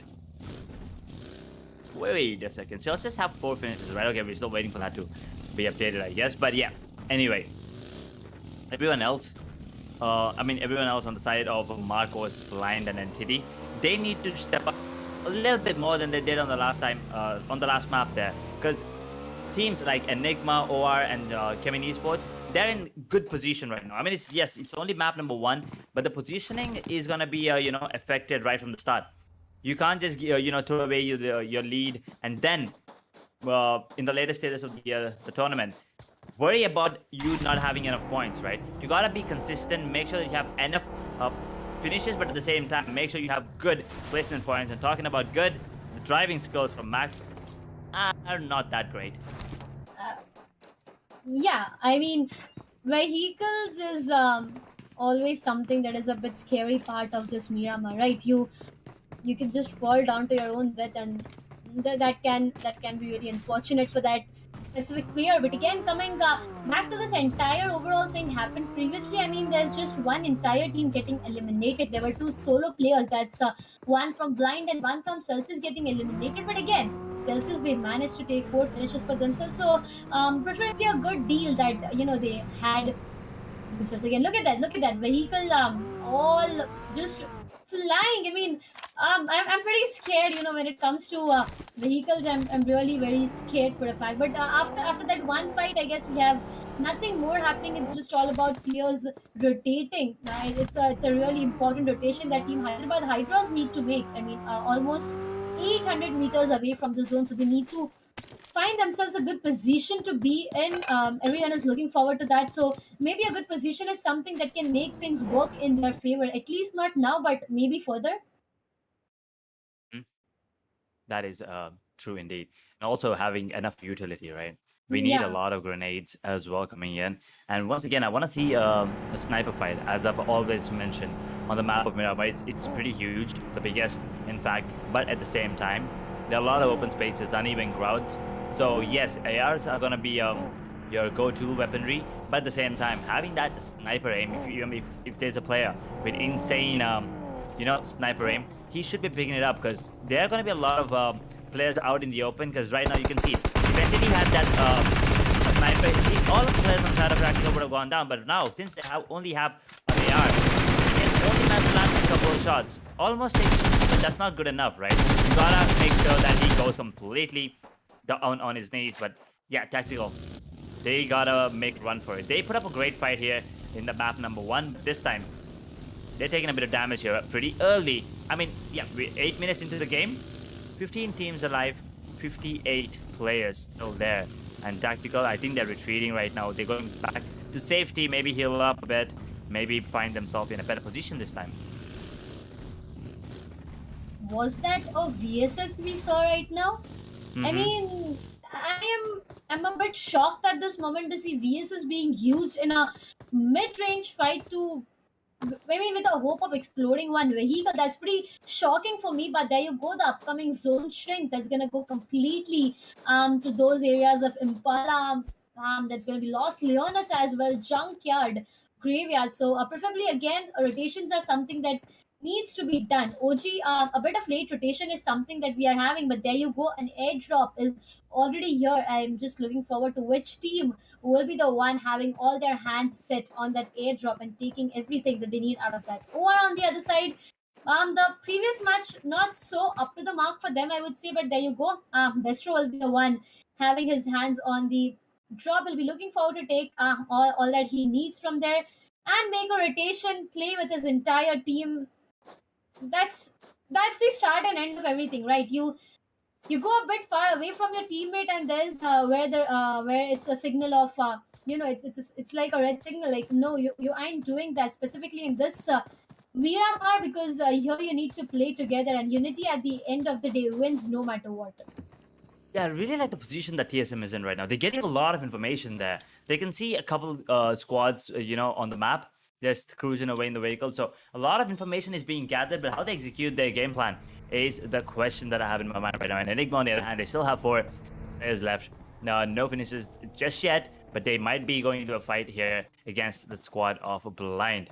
They're all split up. You can see that Enigma, they're playing 2-2, I guess, or maybe 2-1-1. But anyway, whatever made the structure be, they need to be careful because Blind, they have popped off in recent times. So if that happens again, and if they take down one of the players on the side of Enigma, and then if that's the guy that's watching the flank, then there's nothing that Enigma can do, and they have to give up on that player unless they get their finishes pretty early. Actually, earlier than the side of Blind. But on the other hand, let's see. 7Cs, they spot a player on the side of Entity right now. Oh, sorry, that is TSM, my bad. Yeah, TSM, as I said. Is that sole... Wait, why is there only one player there? Or do we not see the other players just yet? The one player, I mean, that's the whole point, right?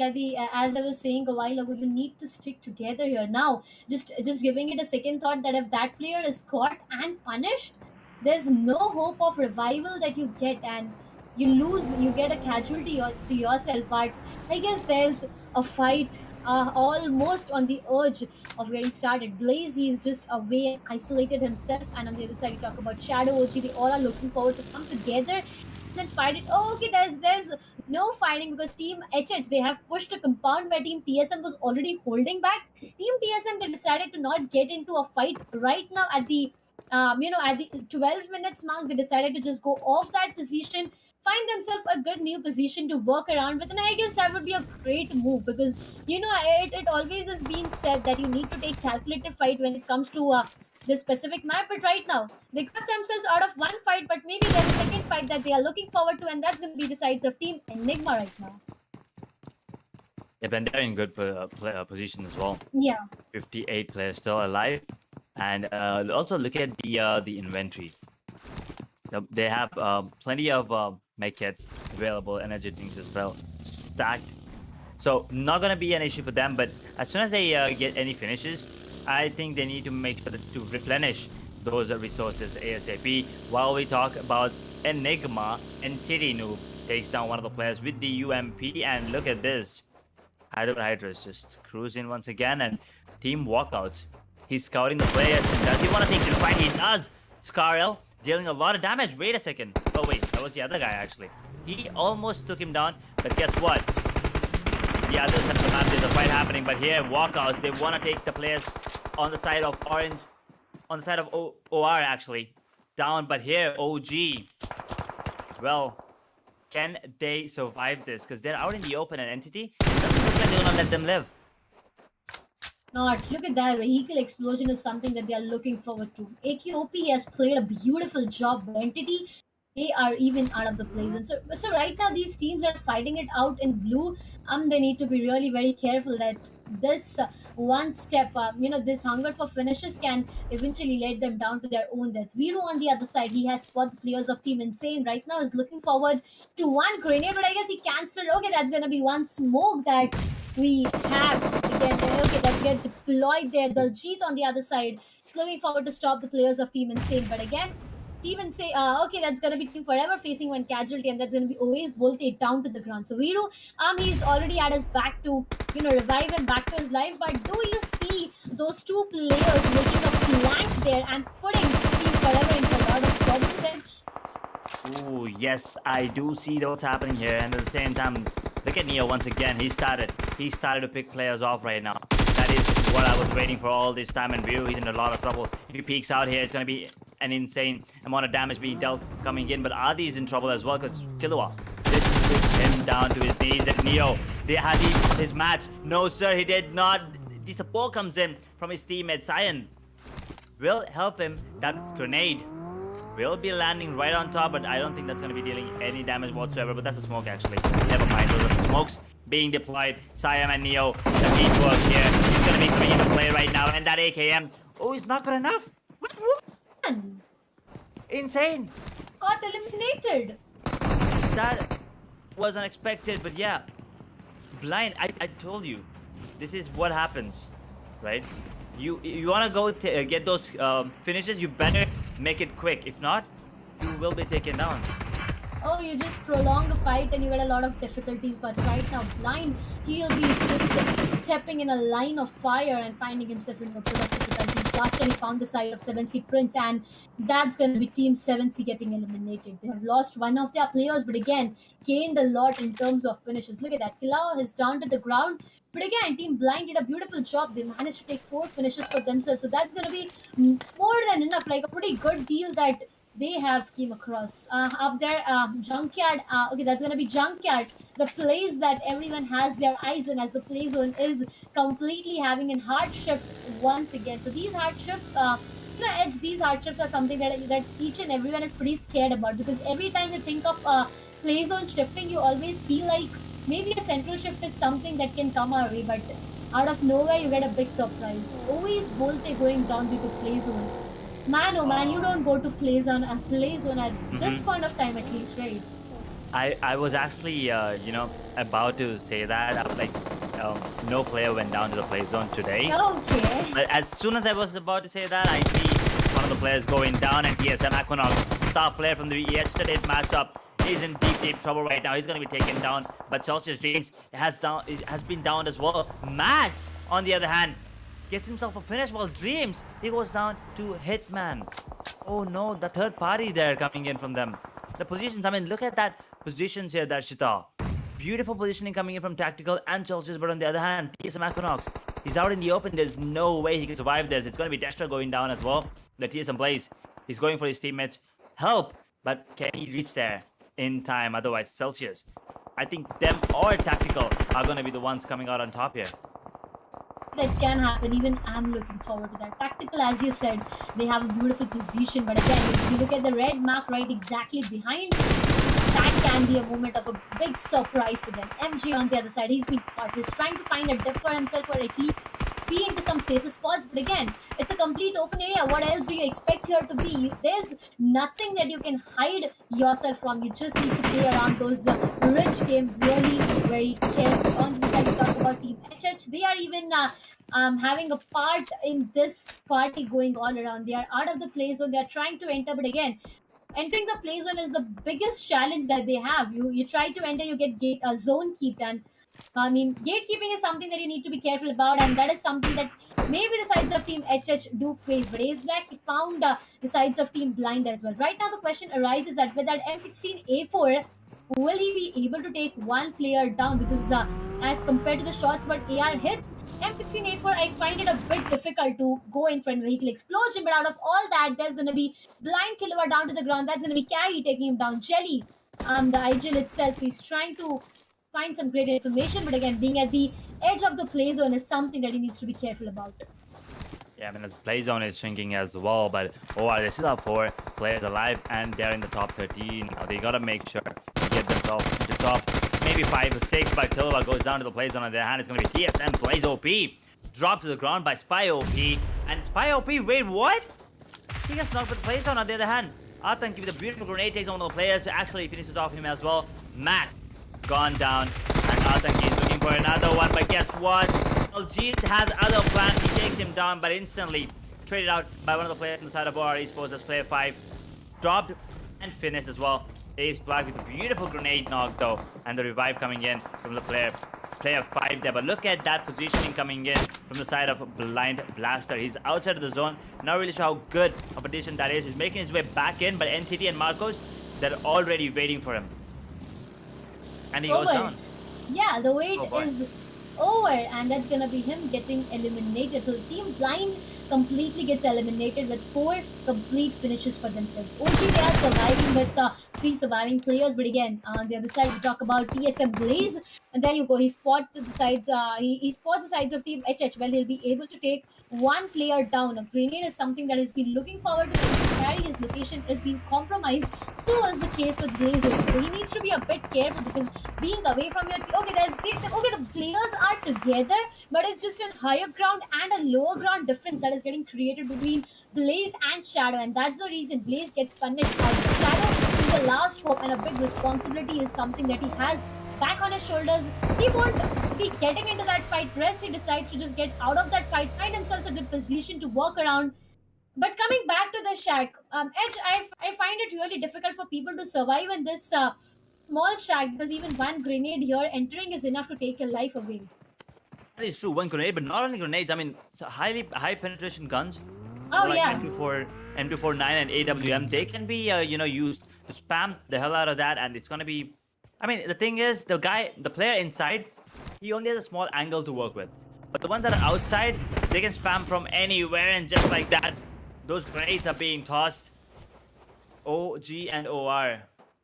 Is this gonna be a fight coming in? A Trigger cooking up those grenades, but it's gonna be Atanki taking on one of the players inside of OG. Now that's gonna be a 2 versus 4. He actually finishes him off as well. Here, Baba actually taking him down.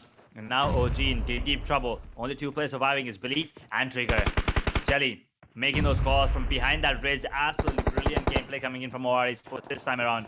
Well, looks like they found their groove, or maybe they were just saving everything for the grand finals. And as soon as we started off, they're putting up one hell of a performance. Look at that broken beginning from Sagi. He takes out the tactical. Dropped them. Will not be finishing him just now, but this thing, Enigma lost 2. The side of tactical make it 3. Now the sole survivor. He's out in the open. He goes down as well. Enigma. They get taken out completely off guard. And tactical. That was a brilliant performance coming in from that particular fight coming in. Then they were caught down. Or but tactical even if they spot there on the other position. So it's like you complete 1 fight and the other is already ready to knock your door. You just need to decide whether to open or to not. But Shadow is the lone survivor. He was exactly in the center of the play zone, but right now the zone has decided to take a different shift. CHEMIN Esports comeback is down to the ground right now. Delta Beach is looking forward to go for an grenade, but will that get a connection? There you go. The grenade is being cooked. Destro will be connecting one on the other side. Ace Black is looking forward to take the sides of Shadow OG completely with that grenade, but is that going to be the case? Well, no, because the first grenade gets denied completely. And this is what I was talking about, Edge, right? Even 1 grenade is completely enough to shatter you down, and that's not working right now. I completely understand for the sides of Team HH Ace Black, but again, eventually, if it does, one team completely gets eliminated there. And the Ace Black right now, they are sure of the position TSM Shadow is holding. And there you go. They have decided to not wait any longer. Carry is being punished there. Shadow, he just took himself down with that grenade. He decides to not give back his finish point to anyone, and he is just down by his own grenades. That's going to be Team TSM getting eliminated. Playzone will be taking down the sides of Team Tactical. Oh, that's talking, right? Oh boy, that is not a great thing. But HYDRAS, they're not safe just identity. They have a really good position. But OR, I'm really loving the play that Jelly is making here. He's just getting all the information while his teammates, take those fights, cover him, at the same time deploy those grenades and smoke grenades. Team Entity, they want to take this fight against HYDRAS, but are they ready for it? If they go for this, they gotta go full on. And look at that, they want to make sure that the vehicle is blasted. Ooh. Okay, Shadow goes down to Evil Surya, but I thought that was because of the explosion, but that's not gonna be the case. It's gonna be Bot taking out one of the players on the side of Ace. HYDRAS, that is, I'm sorry. But OG finally getting their revenge onto the players of OR. Player 5, he finished off OG, Belief, Tactical. Oh, player 5, forget about Tactical. It's gonna be OR. Player 5 versus Marcos, and there's nothing that he can do. Aru is gonna get taken down, and so is OR, the sole survivor. Where are you, Atanki? He needs to get this couple of finishes and at the same time revive his teammates. While on the other side, Marcos, they're trying to put up, but guess what? Orangutan's gone, and so is OR. Hyderabad, HYDRAS, even one more team getting eliminated. Walkouts, I guess Abrar is the last surviving player, so not sure of what more he can do, but right now is focusing on reviving his teammates back to his life. For the position he is holding edge, I do feel like, yeah, this revival can be successful, but again, Marco's there exactly right in front. Entity is somewhere nearby, so a ridge is something that is keeping them safe and secure. Delta PG, he knows that there's a player right exactly at his back, and that's going to be none other than Tactical. And Tactical, that's going to be play zone, but before going, he gives a big surprise, and that's going to be even him getting a surprise of him going down because of play zone. Marcos on the other side, two players are really low on their HP, so needs to patch themselves up before getting themselves into any kind of fight. But Marcos, they found themselves.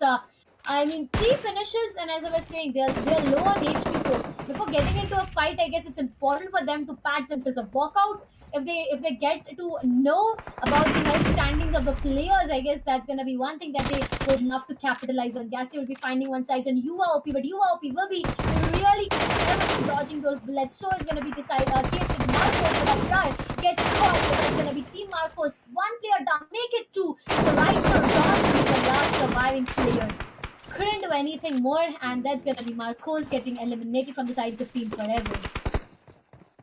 Oh boy, that is not good whatsoever. Now we are down to top 3. NTD, CHEMIN, and Walkouts.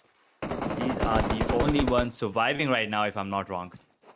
And Delta PG is one of the players as well, not finished yet. Nabrar and Yuva, they gotta make sure to revive their teammate. But Delta, I think he's the only survivor there for the side of CHEMIN. So NTD, they can actually oh no, never mind, they come back as well, my bad. Anyway, their position, they can easily be third party here. I think they're gonna let Spray bleed to his death while they take on the 2 versus 2 versus 2. Right now, Walkout is the only team with 3 players left. So if he goes down, never mind, it's gonna be revived. So they're still gonna have that man advantage. And look at the play zone, it's not in the favor of Walkouts. Everyone else, they're in the zone for now. So I think the next zone is going to be the final one. And Entity, they have a really good shot, but I still think Walkout might actually come out on top here if everything goes right for them. Maybe or may not be. CHEMIN Esports Delta PG right exactly in front. Troy, not just Troy, but each and everyone out here right now is just finding themselves down to their belly. Now, again, if the zone shifts and it is not favoring the sides of team, oh, okay, this is something I was talking about. Now, Entity, they have to cross an entire road to get to the play zone, and that can be really difficult. Look at that. They are out in a complete open area, and to survive from here, to go into the play zone from here, it's either smokes that you deploy or just lose yourself completely. Walkouts, CHEMIN Esports, and Team Entity, the top 3 teams that we have right now, and there's nothing happening overall. CHEMIN Esports, Delta PG, and Comeback, the locations has been compromised. UOP, he'll be trying to set those players on fire, but again, it's like he's a bit confused of what can be done. Okay, finally he decides that there will be a Molotovs going from his side. But again, I guess there's no connection he'll be getting in return of that. So not even damage is something that he'll be satisfying himself with. But again, Yeah. everything is a complete piece. 30 meters away from the play zone is what walkouts is. 30 meters, 12 meters, a small number, but at that point of time, I guess a huge one to travel for. Obviously, I mean, every single meter is going to be crucial, and at the same time, they're at the edge of the circle as soon. Oh, they're going to pick it up a bucky. Now, how bold is this? He comes out, he's going to take it on instantly. That's going to be you, actually. Now, the bait worked out, but Shadow goes on their hand. It's going to be Shadow completely out from the player on the side of CHEMIN Esports. CHEMIN gets another one, and Entity, they are done. But here it's going to be a 3 versus 2 situation right now. Delta PG is taking his fight towards Spray, and he will take him down. 2 versus 2 situation. Delta PG goes down as well. Now it's all down to the sole survivor. Actually, Delta is still alive, but comeback. He's going for the revive there, and so is the player on the side of Walkout, Abrar. But here's the thing. 2 knocks versus 1 knock. And it's outside of the zone as well. It's gonna come down to 1v1. Comeback versus Abrar. They peek, and they're gonna be having an M4 versus AK. Straight down here. It's gonna be M4 coming out on top. And wait a second. Was that Abrar at the end? Okay. Esports. Oh my god, I think that was a comeback. That was a Yes. comeback coming in at the end. And that revive, that played very well into their favor. Oh my god. Oh my god. That was just absolutely mad at the end right there. I mean, you always say that when you are at the end of the play zones, getting more informations and getting frags for yourself is something that needs to be the most important aspect. But again, these both players, they decided to go in for a revival. Yes, they revived their teammate back team. I mean, Kevin Esports at one point of time, I do feel like they won't be able to get that for themselves because one player was already down to the ground, and it was the last surviving player back there. I was just giving it a second thought of what this player eventually goes down. But walkouts, I mean, they had two of their players down to the ground. One was revived back to his life. Again, he was put down, and the last surviving player, he just Kevin Esports just wrote his death and a chicken dinner for themselves. What a victory, right? What a beautiful victory. A 2v3 situation which got eventually converted into a 1v1, then again to a 2v2, again to a 2v1, and then Right. finally a chicken dinner for Kemini Sports. Uh-huh.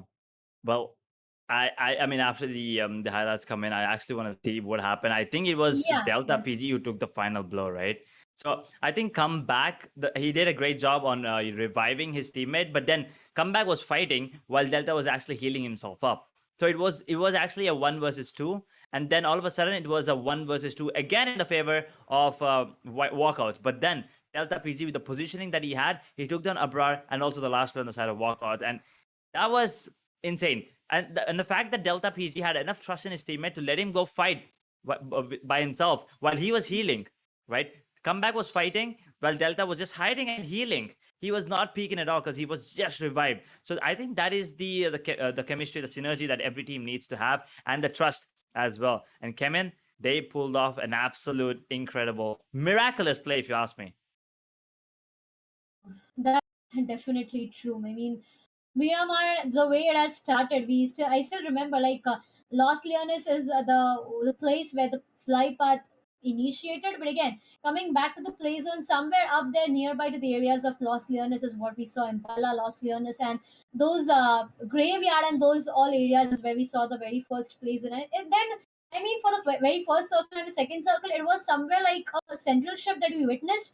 Coming back to the next circle, it's very obvious that the fourth and the fifth zone, they always have an hard shrink, and that's eventually what happened. Fourth and fifth circle, they just tend to have an hardship for themselves. Graveyard up above where we went. Coming back, it was like a complete open area as well. I mean, we saw players fighting in complete open area. Vehicle explosions was something. I mean, what's more shocking was players going down to the play zone in third zone maybe. I mean, if I'm not wrong, on that edge we saw one player going down to the play zone on the very third circle. This is something that Yes. needs to be, changed. I mean, playing due respect to your play zone is something that these players need to have their focus on. But again, as we move further with that, as you said, you wanted to see twice on what happened, so we already have highlights all set on our screens. And it all began with the MJ. No, yeah, MJ taking down one of the players there. I was absolutely perplexed by the way that these teams were playing, especially the side of OR.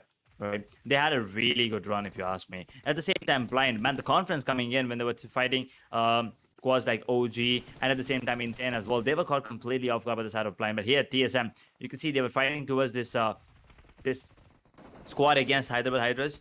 But at the same time, Enigma, man, the way that they move. I mean, I don't mean the way that they move on the map. I mean the way that they are, and crouching in the blink of an eye. That is absolutely insane. Staggy just throws in, like, I don't know, in a split second, and he takes him down. That is insane movement, right? That is some mechanical skill that takes, I don't know, maybe months, maybe even years to develop. But on the other hand, CHEMIN, they put up a consistent performance in game number 1 and in game number 2 as well, right from the start as well. But I gotta give it to OR. Atanki especially did try his best, but Jelly, I mean, he was making some beautiful calls. The way that they were moving on the map and the way that they were holding their structural, integrity, that was absolutely beautiful to watch. And NTD as well. Here you can see it. They were, as you said, the players do really need to, respect that play zone. They think, yeah, it's just a third zone. It's not going to deal a lot of damage, but guess what? That is what's costing you sometimes. You never really know. But this was the one I was talking about. Look at that. Look at that. It was comeback versus Abrar, and then Abrar takes down comeback. And then all of a sudden, Delta PG is healing on the left side. He heals up, comes back out in the open and takes him down. That is insane timing, and that is absolutely impeccable. Insane timing plus the confidence and the trust he had on his teammate. I mean, comeback. Somewhere down the line, after having a lot of damage back on himself, he was sure that he would be down to his ground. But the level of trust he had on his teammate, he was like, okay, even I'm down to the ground, I trust my teammate that he will be taking this victory not just for me but for my entire team, and that is exactly what happened there. What a beautiful match it has been. We always say that, like, playing in a team together is not just always about the specific roles that these players have, but again, finding yourself sitting beside someone you trust the most is something that matters, and this plays a very important role. We saw that happening here. I mean, CHEMIN Esports, the grenades come back. Look at this man with one grenade. He took one entire the player down to the ground. Destro, he took walkouts. That's gonna be Mr. Spray down to the ground. Then it was Yuma down to the ground. Multiple players is what they were focusing on. OR, as you said, Atanki, he did a great job. But again, he just had one single shack to walk around. I mean, one single tree right exactly in front of him to walk around with, and that's not that soft cover is something that eventually doesn't work into your favor. And that is what happened exactly. Their walkouts, they were looking good. I need to talk about entity for now. I mean, what happened there was team entity. They were holding a good position, and for this moment, I guess for a small period of time, they were finding themselves inside the play zone. But again, after the upcoming zone shrink, they had to move. They had to move further for getting themselves into the play zone, and that is where the difficulties begin. Now, one player decided to go with the vehicle, but again, vehicle. In the end of the play zones, if you talk about vehicle, I really sometimes doubt the stability of that vehicle. But we'll come back to that point on more discussion. The day one match to what it has been like for Wow. CHEMIN Esports. 25 overall points, 10 finishes, 15 placement points. And that is why I'll be repeating myself on saying this again, that double digit on both the aspects is going to be really important. That, I mean, yes, that is great, but look at the difference now. It's a Yeah, 9.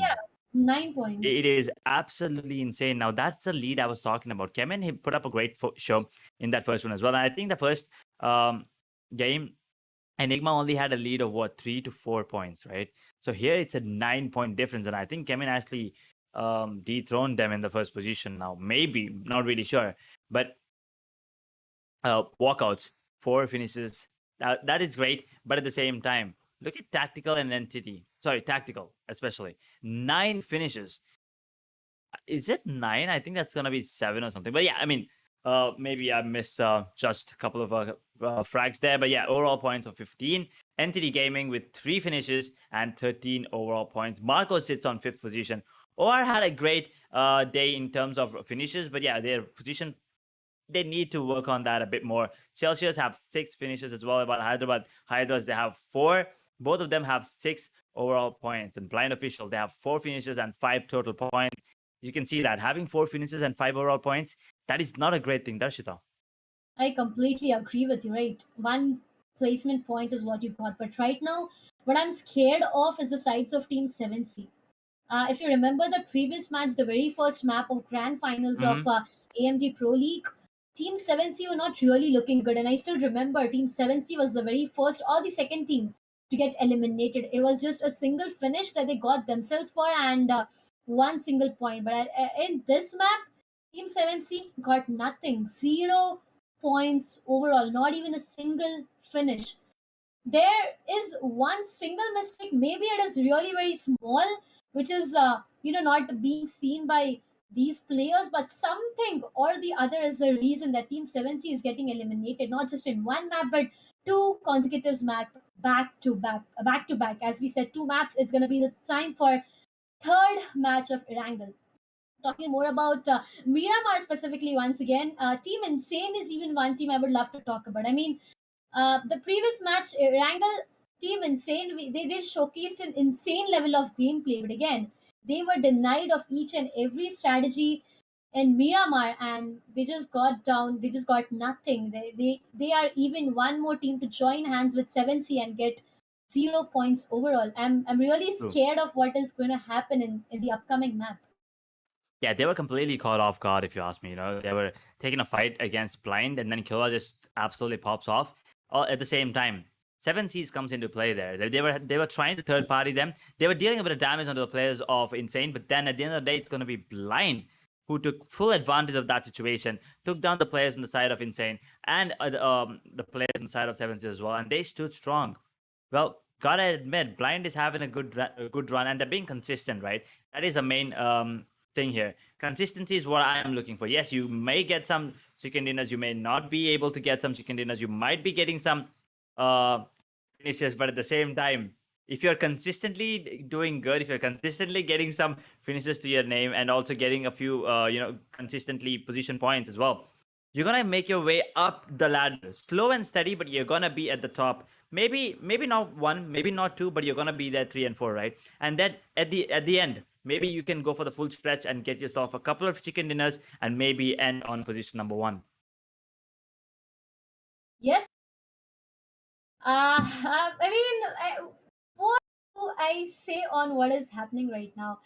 But again, I would love to, let the audience know that we will be exclusively live on Router as the upcoming fly path comes on a screen. That's going to be match three Mhm. and match four switched exclusively on Router. So again, letting you guys know that do not miss any of the actions, and specifically in the last two maps. I mean, I still remember Sam saying that these two maps at the end of the day are the best, because after playing two maps with the same 16 teams, I mean, as we know, right, this is grand finals, we only have 16 qualified teams. So right now we don't have any groups like group A, B and C we had in semi-finales. You need to play each and every day. You get up, you play with these 16 teams specifically. So again, to catch them live, getting more comfortable with the entire overall 15 teams, you need to catch them live on Router. Go to Play Store, download Router, because we already have done that, and we are waiting for you guys to switch on Router as soon as possible.